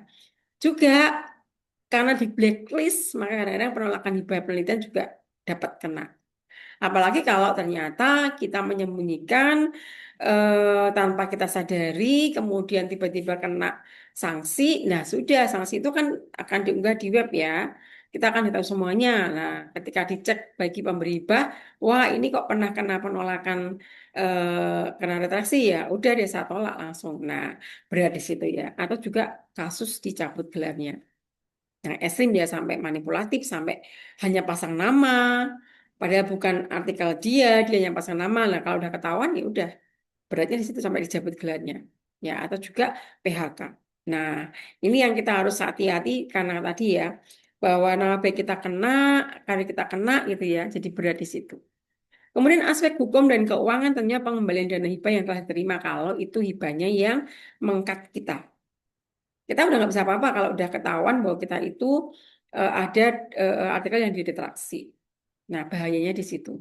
Meskipun tadi ya, kadang-kadang kita nggak sengaja, kita tuh nggak melakukan itu, kita nggak tahu. Maka tadi kalau kita ngecek ternyata ada, kenapa nggak langsung lapor, gitu ya. Kemudian juga tuntutan hukum.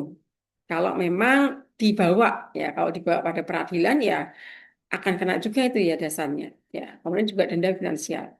Nah, kalau memang dimungkinkan hanya denda saja nggak apa-apa ya, tapi ya tetap apa ya karena juga nama baik kita juga kena di situ ya. Jadi benar-benar harus hati-hati karena banyak aspek yang bisa kemudian terlanggar ya atau kita kena di situ dan sangat-sangat merugikan kita sebagai dosen gitu ya. Psikis kita itu juga akan kena pasti ya kalau sampai muncul retraction tanpa kesadaran kita. Kalau laporan kita udah bisa orang-orang kepada teman kita. Kita bisa bantu OJS-nya ya, bantu Rumah Sunan untuk bahwa teman-teman jangan citasi ini ya, ini baru saya minta untuk diteraksi, saya mau revisi. Nah, itu kan pernyataan yang positif dari kita. Misalnya kita bahwa melakukan retraksi, ketahuan retraksi, tapi ini dari kita loh, kita yang melakukan pemeriksaan dan kita minta dosen untuk memberikan kesempatan untuk melakukan revisi. Nah, itu dimungkinkan seperti itu. Jadi, kalau kita ngejar yang sudah terjadi dan kita menemukan itu adalah appreciate sebenarnya. Ya, bahwa kita pun menunjukkan bahwa kita punya etika yang tinggi bahwa oh kok zona aku kok bermasalah ya saya menemukan ini ya. Kenapa kita nggak bilang sama rumah zonanya dulu? Gitu. Nanti kalau udah gitu kan kita pada rumah zonanya kita udah enteng.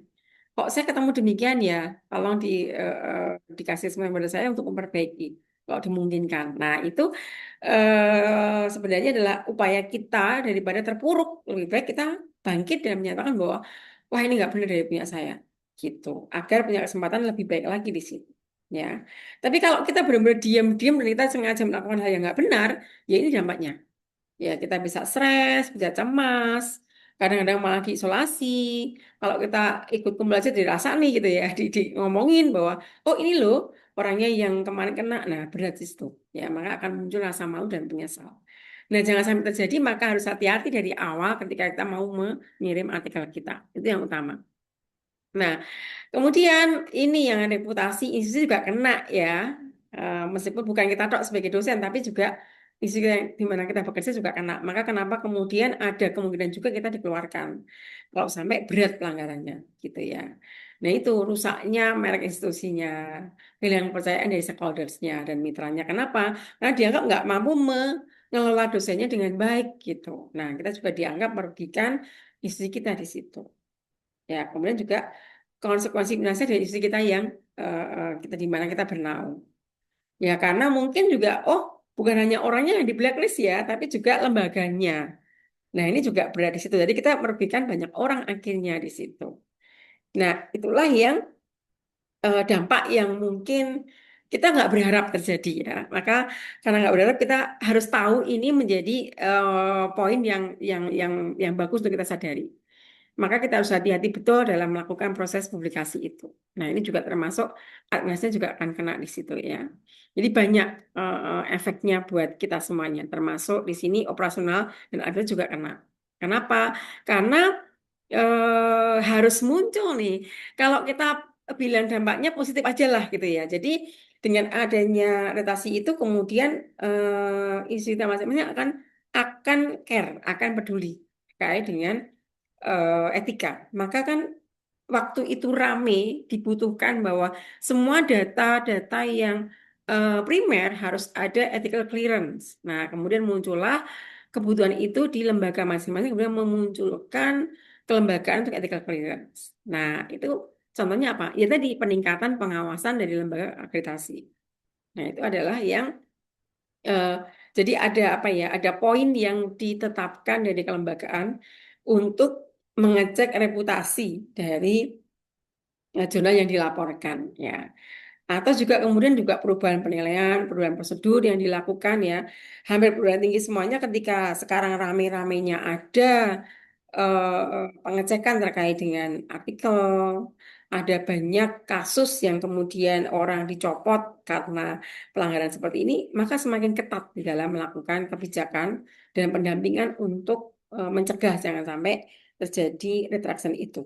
Ya, maka ada investasi ya kadang-kadang kampusnya yang semula belum punya cek plagiarisme, kemudian mereka berlangganan gitu ya. Ya, memang ada dampak-dampak lain yang kita anggap positif saja ya untuk menjadi bagus buat organisasinya gitu. Kemudian kalau dampak terhadap komunitas bagaimana? Ya efek demoralisasi tentunya ya. Meskipun tadi ya bahwa kita melaporkan karena kita yang tahu.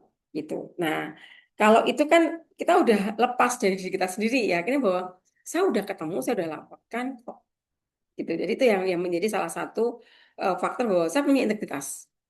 Saya menemukan, maka saya akan laporkan juga, dan ini adalah bukti saya melaporkan itu, gitu. Nah, inilah beberapa karena juga apa ya, pengirim jurnal internasional itu sangat banyak sekali syaratnya ya. Kalau yang saya ikut selama ini, baik yang lolos ataupun nggak lolos, itu kan selalu akan ada apakah ada whistleblowing system di kampusnya, apakah ada antitrust di kampusnya, macam-macam yang mereka minta, gitu ya. Persyaratan yang mereka minta terkait dengan pengiriman artikel kita maupun dana yang kita minta itu berjenjang banget ya yang mereka syaratkan. Nah, kenapa? Karena mereka pengen terutama juga apakah ada money laundering. Nah, itu sampai disampaikan di dalam persyaratan dari pengiriman artikel proposal kita untuk dana internasional.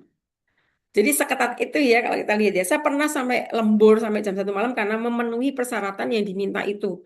Ada sampai 25-an syarat yang harus saya unggah untuk bisa mengunggah kolaborasi apa namanya artikel bukan artikel kolaborasi penelitian internasional.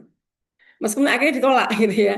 Tapi itu adalah pengalaman yang berharga buat saya ya bahwa ada banyak hal gitu ya yang kita sendiri harus melengkapi banyak hal. Nah, ini kami juga kirim lagi ya tentunya eh, mengikuti persyaratan yang ada lagi ya. Ada banyak tadi ada whistleblowing system harus ada, kemudian juga harus ada anti apa namanya money laundering, ada antitrust dan sebagainya gitu ya. Itu rigid itu persyaratan yang mereka minta gitu. Ya, itu jadi sangat kuat dalam prosesnya. Baik, mungkin itu yang bisa saya sampaikan sedikit sharing juga ya untuk materi hari ini. Saya kembalikan kepada moderator. Terima kasih. Baik Ibu, Prof, terima kasih kami ucapkan kepada Prof Teresia atas paparan yang sangat luar biasa. Saya yakin banyak sekali insight yang baru kita peroleh pada malam hari ini, terutama mengenai pentingnya menjaga integritas akademik sejak proses penelitian, penulisan hingga publikasi. Kini kita memasuki sesi diskusi bagi para peserta, Bapak Ibu yang ingin bertanya atau bisa melalui fitur chat. Kami persilakan. Sudah ada yang resen, Bu? Oke, silakan Pak Erwin ya, Thomas Erwin.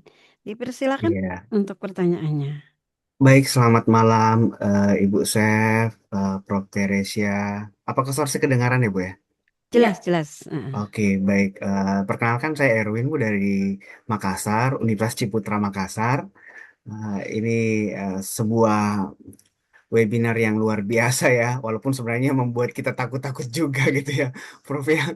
Eh, jadi pertanyaan saya, Prof, terkait dengan retraksi ini, saya pernah sekali menulis sebuah artikel uh, dan itu sudah publish. Dan pada saat saya mencoba mau menariknya ke Google Scholar, ternyata, tapi terbitan saya itu 2023, Bro.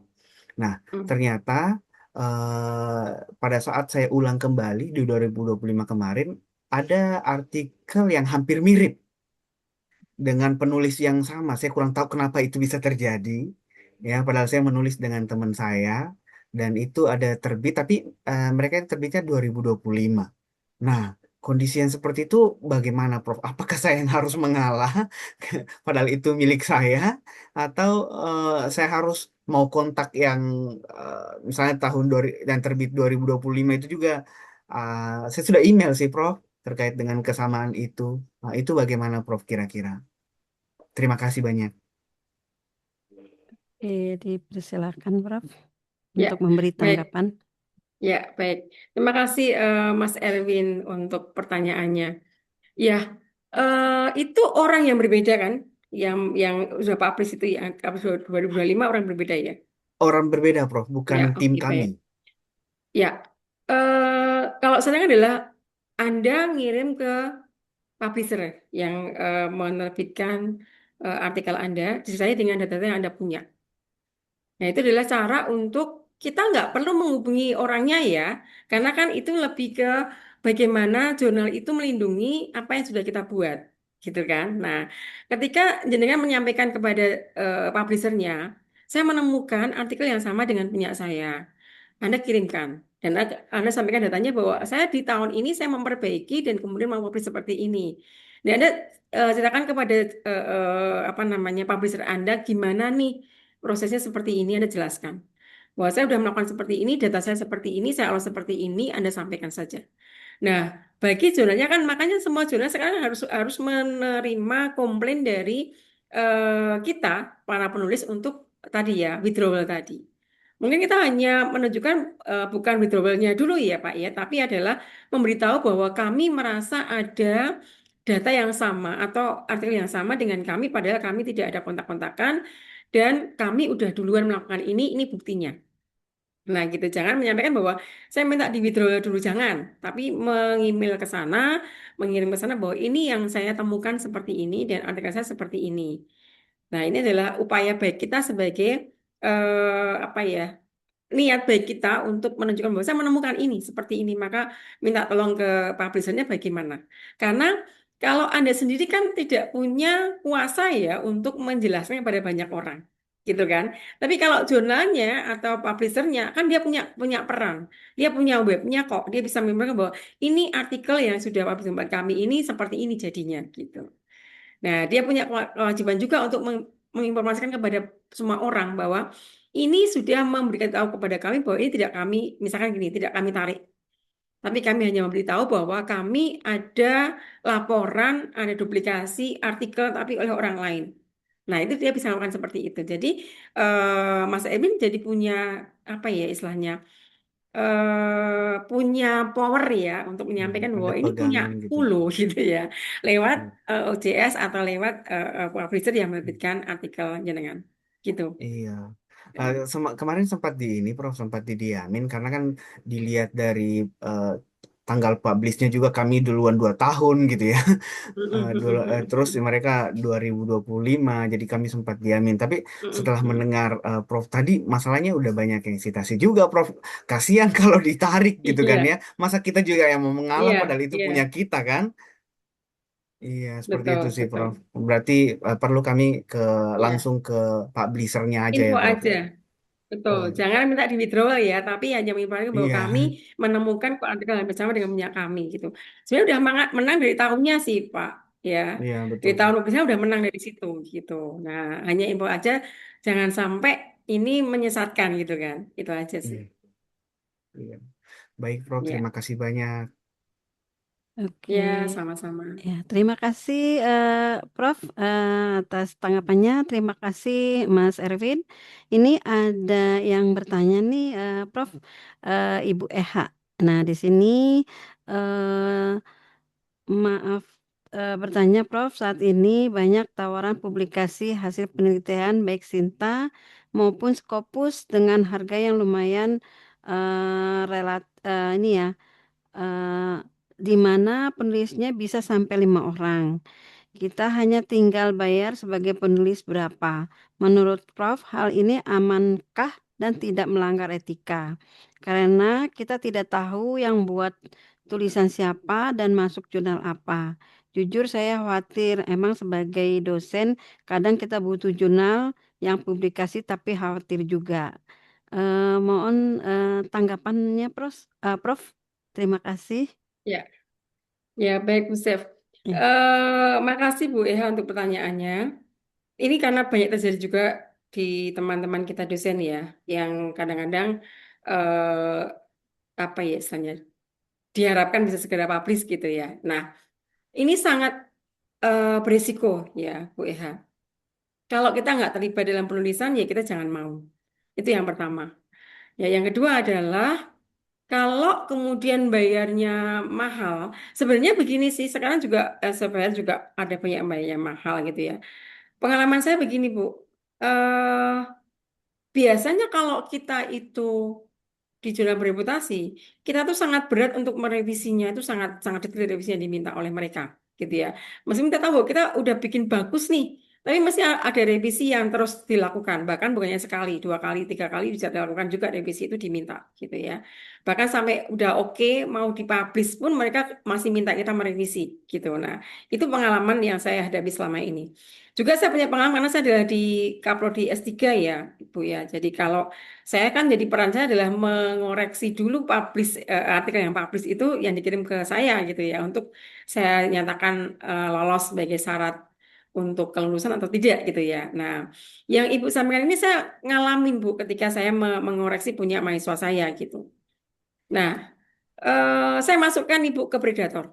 Set gitu saya masukkan artikelnya. Nah, saya juga aduh sebenarnya ya sayang tapi memang ini masuk di dalam bad list ya, bad list itu ya yang masuk Predator. Nah, ketika saya tanyakan kepada mahasiswa saya kok bisa sampai masuk seperti ini karena kan rugi buat Anda ya sampai masuk harus ngulang publikasi lagi cari yang baru. Kenapa sampai seperti ini? Dia jawab, waktu itu cepet Bu, karena saya juga pengen segera bisa ujian gitu ya. Nah, cepat, gimana cepatnya? Memang ada beberapa jurnal itu cepat, tetapi juga sangat berat dengan apa namanya, dengan reviewnya. Ya, cepat nggak selalu menjadi kendala sih ya, tetapi yang penting adalah proses reviewnya itu yang kita bisa ikutin gitu ya. Nah, ada nggak review gitu? Nggak ada. Bilangnya ada sedikit aja, terus kami langsung disuruh membayar. Nah, itu suatu yang berat. Dan betul kan itu ketahuan bahwa dia ketika saya cek adalah predator. Saya semula nggak tahu prosesnya dia seperti apa. Begitu saya coba cermati artikelnya, saya masukkan ke dalam daftar, apakah ini masuk dalam daftar blacklist ataukah predator gitu ya.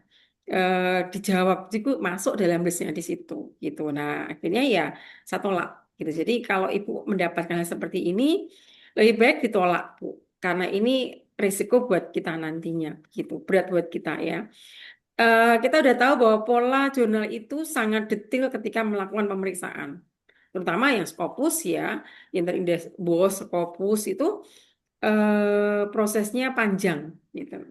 Jadi tidak mungkin kalau hanya suruh bayar kemudian kita bisa publish, itu pasti jurnalnya tidak benar gitu ya. Dan kalau kita mau tahu ya Ibu harus minta apa nih nama jurnalnya gitu ya. Orang banyak itu belum tentu jelek ya.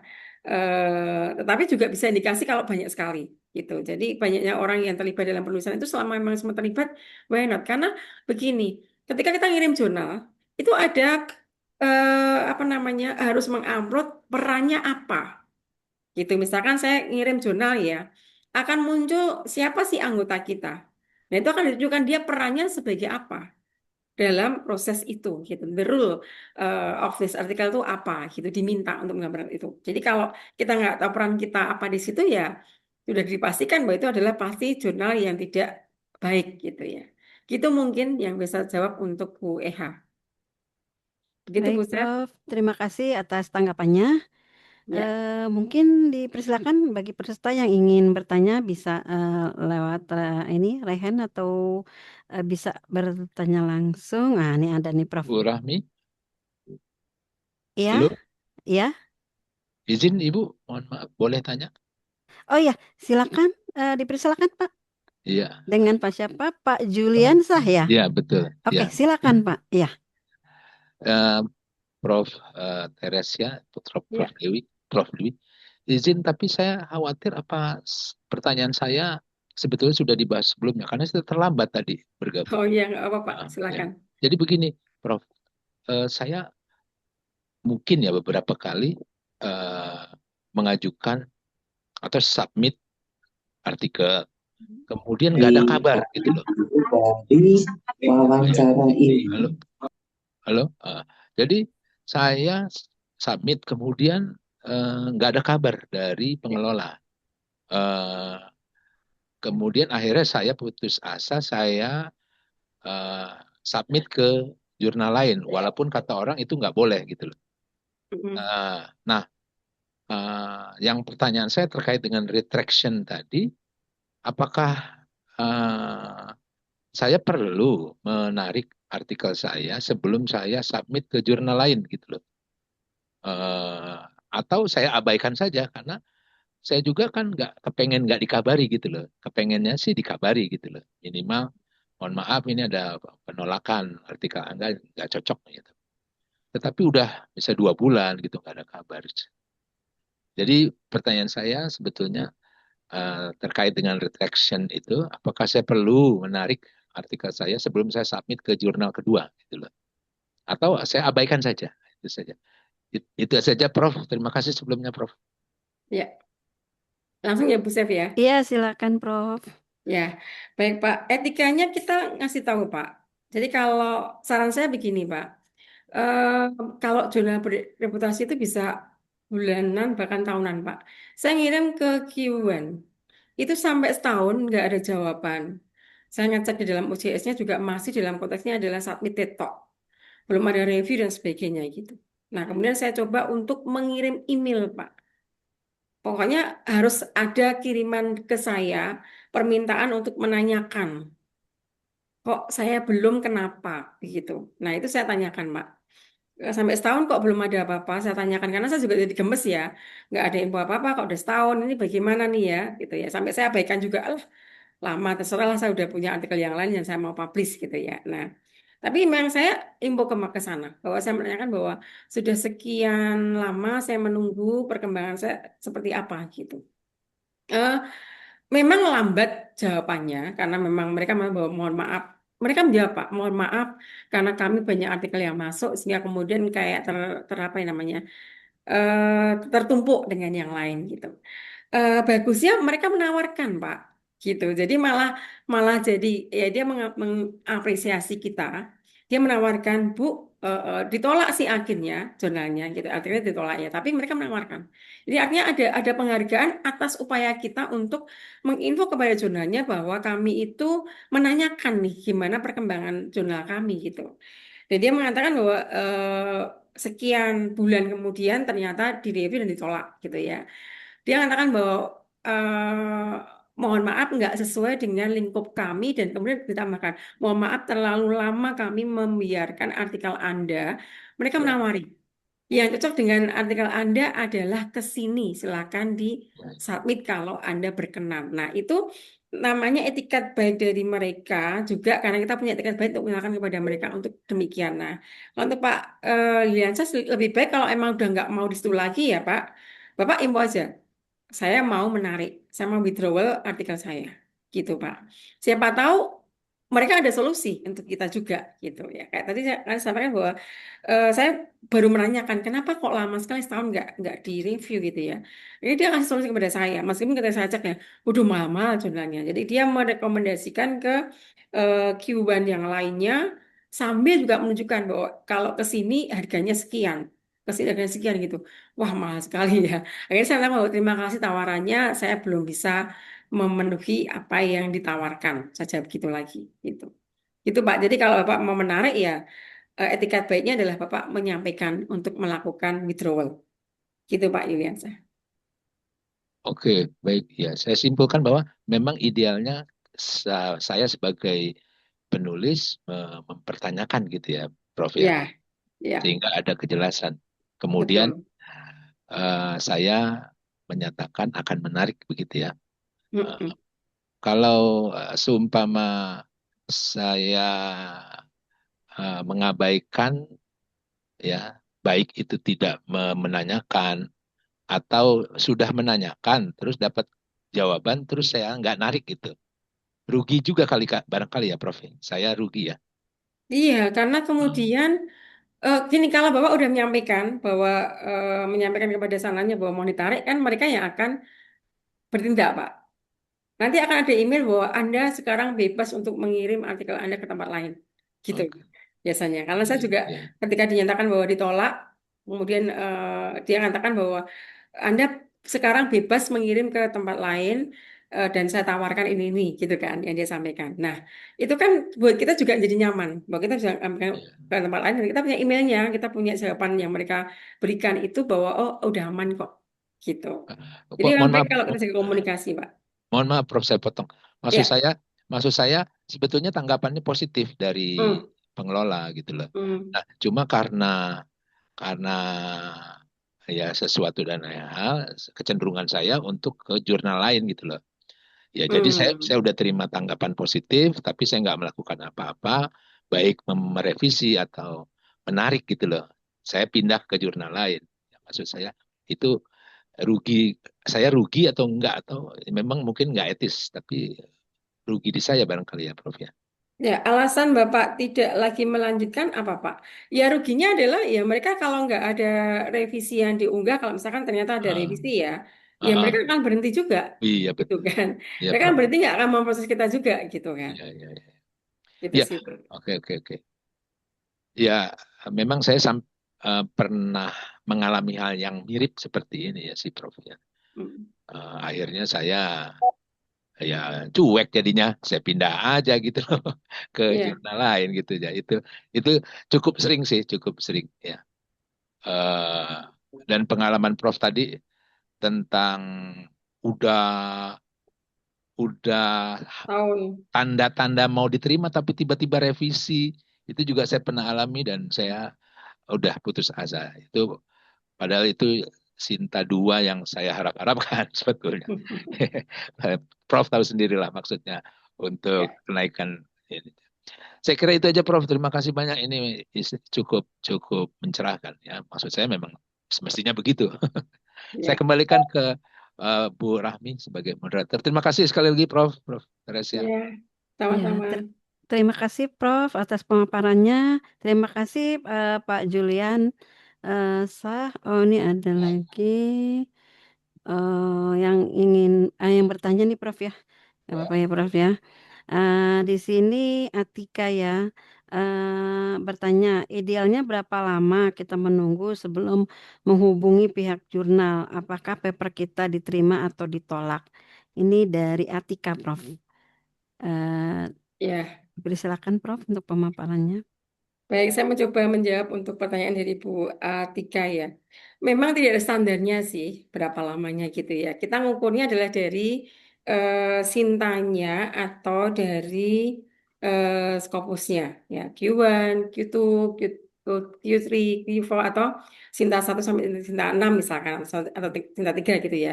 Kita ngukur dari situ aja. Kalau semakin tinggi levelnya kan pasti banyak yang mengantri kan pasti banyak yang mereview, proses reviewnya pasti perlu waktu yang lumayan gitu ya. Nah, semakin tinggi level memang semakin panjang waktu mereka melakukan review. Nah, itu aja standarnya. Jadi nggak ada berapa lamanya gitu ya. Hanya lebih ke standarnya. Kalau saya biasanya eh, beberapa ya kemarin itu ada mahasiswa saya yang saya kasih rekomendasi untuk kirim ke jurnal tersebut karena Sinta 2 ya karena saya review di situ. Nah, saya bilang, Bu, kok lama ya, Bu? Itu sudah 4 bulan mereka ngirim. Padahal 4 bulan bagi saya ada masih ringan, nggak lama itu ya. 4 bulan mereka dia ngirim, belum ada jawaban gitu. Karena dia juga butuh untuk kelulusan kan. Saya bilang gini, yaudah kalau Anda merasa tidak sabar, silakan Anda chat aja, apa namanya, email aja ke publishernya gitu. Saya bilang gitu. Terus baru juga dia mau menyiapkan emailnya, sudah dapat informasi bahwa direview. Nah, itu contoh seperti itu ya. Jadi beberapa tanya karena tadi bahwa menunggu kan untuk banyak syarat yang harus mereka penuhi begitu. Yaitu Cinta 2 itu 4 bulan belum bertanya udah dapat reviewnya gitu. Saya Q1 sampai setahun saya tunggu. Karena ketika saya ngirim ke Q2 itu saya punya waktu setengah tahun untuk di review. Ya, di apa namanya dikasih informasi kalau under review gitu ya dan sudah dikirimi reviewnya ini kita suruh memperbaiki. Itu setengah tahun. Saya tunggu sampai publishnya itu Q2 itu 1 tahun baru benar-benar publish. Tapi kan LO-nya udah dapat dari sebelumnya gitu ya. Nah, itu kayak gitu. Jadi kita mencermatinya dari pengalaman saja sih kalau mereka nggak punya standar sih berapa lamanya waktu itu gitu ya dari cara itu kemudian kita bisa tahu. Jadi memang nggak ada standarnya berapa lama, tapi kita bisa mengukur bahwa tadi ya semakin tinggi levelnya, semakin banyak antriannya, semakin rigid dalam melakukan koreksinya. Karena bisa sampai 3-4 reviewer yang mereka minta. Ya, jadi itu yang membuat lama. Ya, ada standarnya dari Scopus itu ada yang sampai 3. Bahkan sampai 4 juga pernah gitu ya, sampai 4 reviewer yang memberikan review ke artikel kita. Nah, pasti kan kalau nyari 4 orang itu kan nggak cepet ya, nyari yang sesuai sama kita nggak cepet juga. Jadi kita ukur dari situ aja, dari sisi leveling yang kita mau raih itu apa. Itu mungkin jawaban saya untuk pertanyaan dari Iya. Bu Atika. Atika ya. Terima kasih Prof. Mungkin boleh dong Prof, saya mau bertanya Prof nih ada Monggo Bu ini Sep. belum ada lagi ya. Ya. Gini Prof, mungkin bagaimana nih menurut Prof ya? Apakah tekanan terhadap target publikasi saat ini dapat menjadi salah satu faktor yang mendorong terjadinya pelanggaran integritas akademisi? Jadi bagaimana sih sebaiknya peneliti menyikapi tekanan tersebut? Itu aja sih Prof, minta tanggapannya Ya, Prof. baik Bu. Nyatanya memang itu Bu yang terjadi gitu ya. Maka kemudian banyak sekali informasi yang kita dapatkan, si A, si B, si C itu terpaksa dipending pengajuan Javanya atau bahkan yang tadi ya bahwa Javanya dicabut itu. Nah, sebenarnya kalau itu terinformasikan dengan baik sebenarnya menjadi warning buat kita semuanya sih. Memang ada tekanan luar biasa dari kita ya, oleh lembaga kita gitu. Tetap Bu, kalau ada tekanan itu juga kita harus mensikapi dengan cara yang etis gitu ya. Sebenarnya saya juga kena tekanan Bu pada waktu itu kan saya udah diminta sama lembaga saya untuk Bu segera Ibu sudah memenuhi ketentuan untuk maju profesor. Saya bilang, nah saya tuh baru mengirim, saya nggak bisa untuk memenuhi apa yang diminta. Oh saya juga masih under review jadi saya belum bisa jawab apa-apa gitu. Nah kita semua kena tekanan sebenarnya. Jadi ketika kita mencoba untuk melaksanakan secara etika, saya rasa itulah jalan keluar yang kita dapatkan, Bu. Jadi, ya tadi bahwa, loh saya baru ngirim, saya suruh apain? Oke, saya ambil jalan keluar aja ya, bahwa saya siapkan dulu dokumen-dokumen yang lainnya dulu. Misalkan taruh oke untuk pengabdian perlu laporan, ternyata saya belum lengkap, perlu tanda tangan saya belum lengkap gitu ya. Untuk, oh iya kalau salah proposal harus ada publikasi, bukan harus ada menjadi lolos penelitian, jadi ketua penelitian mungkin, atau jadi penguji, atau jadi pembimbing itu ya, saya coba penuhin dulu. Jadi kalau saya ambilnya begitu, melipir dulu istilah orang Jawa. Jadi lewat dulu bagian-bagian yang syarat lain yang dibutuhkan, yang bisa saya jangkau. Gitu sih, Bu. Tapi tetap saya rasa adalah harus dengan cara yang etis tadi, dengan cara gimana cara kita bisa menemukan itu ya. Kalau sudah semuanya dilakukan ya termasuk oh ya ada harus jadi penguji atau dari orang yang reviewer misalkan. Nah ini kenapa kita nggak temui itu juga gitu ya. Kalau kita belum punya kita mencoba mempromosikan diri kita untuk bisa menjadi penguji atau pembimbing atau juga reviewer gitu ya. Nah atau kita mulai membuat penelitian baru lagi untuk cadangan gitu. Memang sebenarnya kalau ada tekanan buat kita ya kita aktifnya di penelitian dulu untuk bisa menemukan data-data dan juga yang akan kita kaji untuk kita tulis. Nah, kita benahi dari situ dulu untuk menemukan banyak celah untuk melakukan publikasi ya, banyak peluang untuk melakukan publikasi. Atau kita juga bisa apa namanya menambah data dari penelitian yang kita buat, menambah variabel yang kita buat untuk kita buat publikasi juga gitu. Jadi caranya ya semangat aja untuk bisa mencari peluang dengan menambah data, menambah artikel kita untuk kita bisa kirimkan untuk publikasi. Saya rasa itu sih Bu. Jadi jangan mengambil tawaran-tawaran yang mudah. Karena tawaran yang mudah itu kadang-kadang membuat kita jadi terjebak pada tadi ya retraction, terjebak pada pelanggaran etika ya. Kalau memang jalannya harus melalui pola berliku, ya kita juga harus tempuh itu karena itu adalah struggle kita sih. Saya rasa kalau saya ambilnya gini, ketika saya mampu melewati jalan berliku ini, saya akan apa namanya, dilatih untuk menjadi orang yang struggle. Ya, ketika struggle itu maka ketika ada tantangan untuk menjadi profesor itu dapat datang gitu ya, nanti akan ada jalan keluar yang kita bisa dapatkan dari situ. Gitu. Ternyata yang betul ya, bahwa saya punya prinsip semua ini pada waktunya. Gitu ya, ketika harus struggle, harus oke, saya harus publikasi lagi deh, saya harus ikut conference lagi deh, saya lakukan. Nah, di saat di tengah-tengah conference itu diminta revisi, selesai pulang conference, dapat profesornya. Nah, itu kan sesuatu yang membuat kita harus berpandangan positif. Pernah juga sampai begini, sudahlah, kalau emang bukan hak saya untuk menjadi profesor, tidak apa-apa lah, gitu kan. Saya lebih ke pasang gitu. Nanti kan juga kalau memang ke sana ada jalannya. gitu ya. Karena udah dapat obligasi, tinggal revisi saja panjang gitu prosesnya. Nah, ternyata itu ada waktu yang indah buat kita. Ketika kita tetap bertahan dengan konsep etika, dengan perjuangan yang kita harus lakukan itu, semua ada waktunya sih, saya rasa seperti itu. Itu, Bu Sef, Ya, makasih mungkin Prof. sharing Jadi aja ya. ini ya Prof ya. Jadi kita jalanin aja dengan ini aja ya Prof ya. Dengan ya sesuai dengan ini aja deh. Atau kita juga publikasi nggak cukup satu ya Prof. 2, 3 atau 5 Betul, gitu ya. ya, ya, Jadi nggak berharap hanya satu itu aja ya Prof ya. Tadi kan kalau mau kita nunggu kan tadi betul, nggak bisa betul. dipastikan juga ya mau berapa bulan. Kadang tahunan juga ya Prof ya.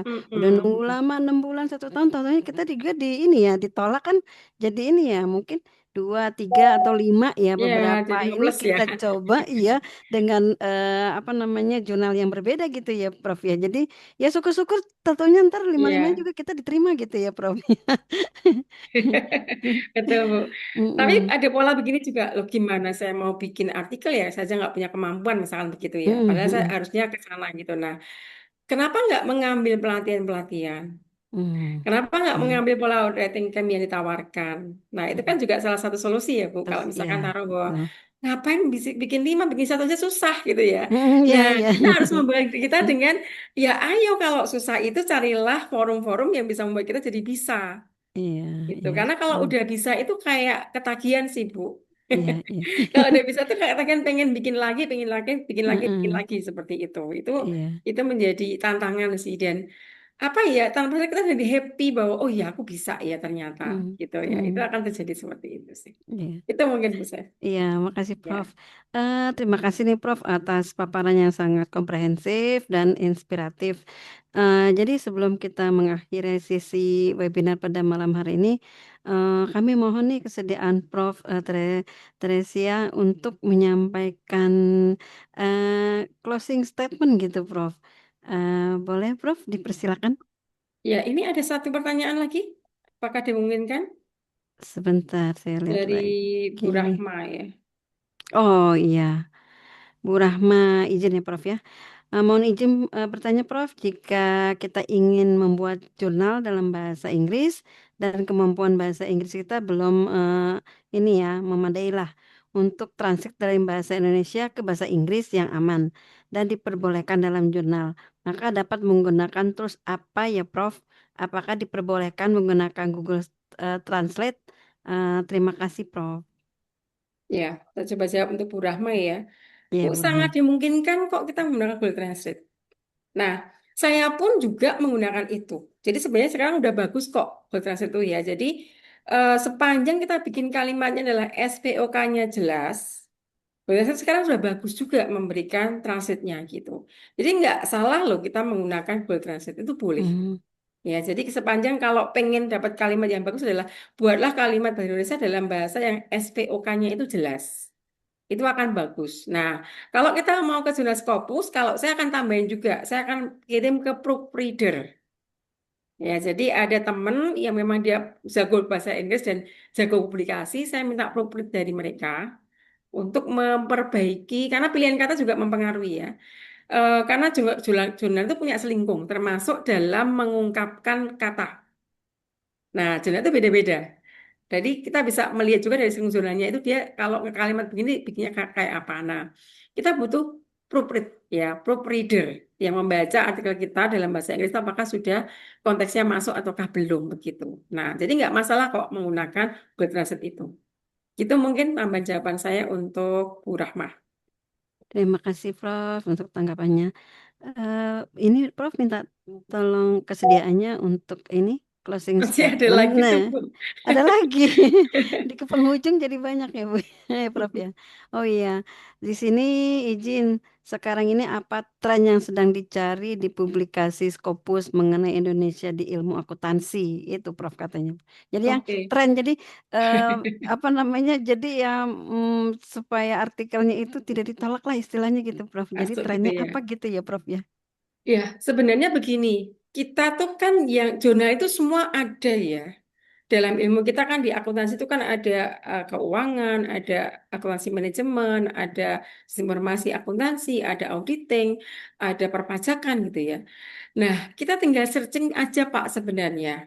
Jadi setiap bidang ilmu kita tuh udah ada jurnalnya yang menampung sebenarnya itu. Nah, kalau trennya itu memang gini, jurnal itu ada beberapa yang tetap mengambil tema yang lama, tetapi yang sudah diperbaiki ke arah yang baru gitu.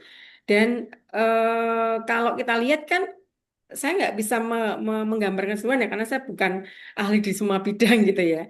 Kalau yang saya tekuni ya, saya kan di fraud and forensic, kemudian saya juga ada di Sosling ya. Nah, penggunaan standar GRI masih rame. Untuk yang kalau kita di sustainability reporting itu masih cukup banyak diterima oleh jurnal. Kalau di fraud itu adalah sudah mulai ke nyebrang dengan perkembangan lingkungan sekarang yaitu ini apa namanya greenwashing. Nah, itu juga udah mulai rame juga di jurnal-jurnal yang kita punya gitu. Kemudian di perpajakan tentunya sekarang kita kan trennya lebih lebih ke pola yang kita lakukan sekarang ya di Indonesia kita bisa pakai juga. Jadi memang sebenarnya tren yang kita terjadi di Indonesia sekarang ini bisa kita ambil kok. Jadi menarik untuk kita publikasikan di sana. Dan Scopus itu suka dengan beberapa model judul yang pakai pertanyaan. Nah, itu juga sekarang ramai. Ya, judul itu kan banyak orang pakai kalimat pernyataan gitu ya. Tapi beberapa judul sudah mulai mencari artikel-artikel yang berbasis judulnya dengan cara bertanya. Itu banyak sekarang dicari. Nah, mungkin itu yang bisa jawab untuk Pak Tommy Bermana. Karena saya merasa tidak cukup bisa menyampaikan karena saya nggak pakar di semuanya, Pak. Ini saya hanya bisa menyampaikan yang selama ini saya tekuni di situ. Gitu. Gitu aja mungkin, Bu Chef. Terima kasih Prof, terima kasih Pak Tommy. Sepertinya udah ini aja, Udah ya. udah Ya. tidak ada yang bertanya. Boleh mohon kesediaannya Prof untuk closing statement. Ya, oke. Kayaknya Baik. ada lagi, Bu. Ya, gimana? Iya, ada satu lagi nih Prof. Kayaknya habis ini nggak apa-apa ya Prof, satu lagi kayaknya Kak. Ini Iya, juga ya, enggak apa. Bu Santi dari ya. Santi ya. Apa ciri-ciri kalau jurnal kita mengalami discontinue? Apakah pemberitahuannya kepada kita? Nggak ada, Bu. Tapi kita harus sering ngecek bagaimana list kita di Scopus. Kalau kita publish di Scopus itu kan setiap tahun mereka mempublish apa namanya daftar yang discontinue. Jadi kita harus sering melakukan pengecekan itu. Apalagi kalau kita ngerasa bahwa kok cepet ya publishnya ya, kok kayaknya waktu kita mempublish itu kita merasa bahwa kita nggak yakin. Nah, kalau nggak yakin silakan dicek terus-terusan aja gitu. Karena Scopus itu akan selalu memberikan informasi bahwa ini discontinued gitu. Jadi saya rasa kalau sisinya kita yang lebih mengenali ya Bu ya, biasanya ya yang cepat publishnya, yang bayarnya mahal banget, tapi cepat publikasinya itu juga biasanya akan masuk ke dalam daftar blacklist gitu. Nah, itu yang menjadi indikasi kita. Jadi kalau kita dapat tawaran dengan cepat publish itu jangan diterima, tolak aja gitu ya. Apalagi cepat dan mahal gitu. Itu biasanya indikasi yang kita harus hati-hati gitu. Itu yang menjadi salah satu indikator ya. Meskipun memang sekarang itu SFRM juga banyak yang mahal gitu ya. Nah, tetapi ketika tidak melewati proses review yang cukup detail, ini juga udah menjadi indikator. Waduh, kok secepat ini ya reviewnya? Karena kaget loh, kok cepat ini ya habisnya. Nah, kok nggak berat ya reviewnya ya? Nah, itu indikasi dari kita sendiri bisa menghitung dari situ gitu. Dan kalau mau tahu ya, Jona nggak pernah mau tahu. Tetapi kelis juga kemudian di dalam Scopus kalau kita di Scopus atau Sinta kalau kita publish di Sinta gitu. Itu mungkin jawaban terakhir untuk Bu Santi ya. Gitu, Terima Bu kasih Zai. Prof. Ya, mungkin untuk sesi tanya jawab, mohon maaf kita tutup ya mengingat waktu sudah ini ya. Mungkin minta kesediaannya Prof tadi beberapa kali tertunda ya untuk Untuk closing closing statement statement ya. ya. Iya Prof, makasih Prof. Ya, oke. Baik, ya. Bagaimana cara kita menghindari adanya retraction adalah kita menjaga etika saja dalam penulisan, ya. Jadi kita harus benar-benar mencermati apa yang kita tulis, menggunakan dasar integritas kita dalam hal data, dalam hal pola penulisan, dalam hal metodologi, ya, agar kita selamat dari retraction dan kita bisa mengerjakan tugas kita dalam penelitian dan berhasil dengan baik. Itu aja mungkin, Bu. Terima Oke, kasih. terima kasih Prof.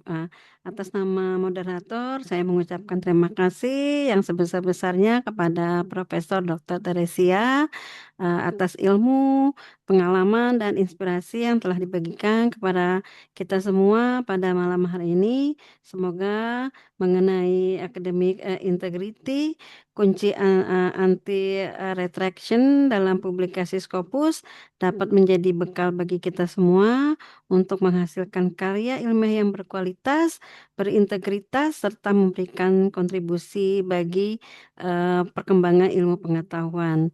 Terima kasih juga kepada seluruh peserta yang telah mengikuti kegiatan ini dengan penuh antusias. Saya dengan Septramianti selaku moderator mohon maaf apabila terdapat kekurangan selama memandu jalannya acara. Saya akhiri kata wassalamualaikum warahmatullahi wabarakatuh. Dengan ini saya kembalikan kepada MC yaitu dengan Ibu Lulu. Terima kasih Ibu Lulu. Terima kasih kami sampaikan kepada Ibu Moderator. Penghargaan dan apresiasi yang setinggi-tingginya kami sampaikan kepada narasumber Profesor Dr. Teresia Dwi Hastuti atas paparan yang sangat luar biasa, inspiratif, dan membuka wawasan kita mengenai pentingnya integritas akademik sebagai fondasi dalam menghasilkan publikasi ilmiah yang bereputasi serta terhindar dari risiko retraction. Ucapan terima kasih juga kami sampaikan kepada seluruh peserta yang telah berpartisipasi aktif melalui diskusi dan berbagai pertanyaan yang sangat berbobot. Semoga materi yang telah kita peroleh pada malam hari ini tidak berhenti sebagai pengetahuan semata, melainkan menjadi komitmen bersama dalam membangun budaya riset yang jujur, bertanggung jawab, dan berintegritas. Sebagaimana yang sering disampaikan dalam dunia akademik, bahwa publikasi yang bereputasi lahir dari penelitian yang berkualitas, dan penelitian yang berkualitas selalu berakar pada integritas. Atas nama panitia penyelenggara, kami mengucapkan terima kasih atas kehadiran dan partisipasi Bapak dan Ibu sekalian. Apabila selama memandu acara terdapat kekhilafan dalam tutur kata maupun sikap, saya memohon maaf yang sebesar-besarnya. Akhir kata, wabillahi taufik wal hidayah. Wassalamualaikum warahmatullahi wabarakatuh. Selamat malam, salam sehat, salam integritas, dan sampai bertemu pada kegiatan ilmiah berikutnya. Selamat malam. Waalaikumsalam Terima kasih warahmatullahi banyak, wabarakatuh. Terima Selamat kasih, Prof. malam, terima Terima kasih kasih banyak, semua. Bapak Ibu. Terima Sehat kasih selalu. Prof. Terima Selamat kasih malam Prof. semuanya. Terima kasih untuk Terima kasih semuanya. Prof. Semuanya. Ya, selamat malam.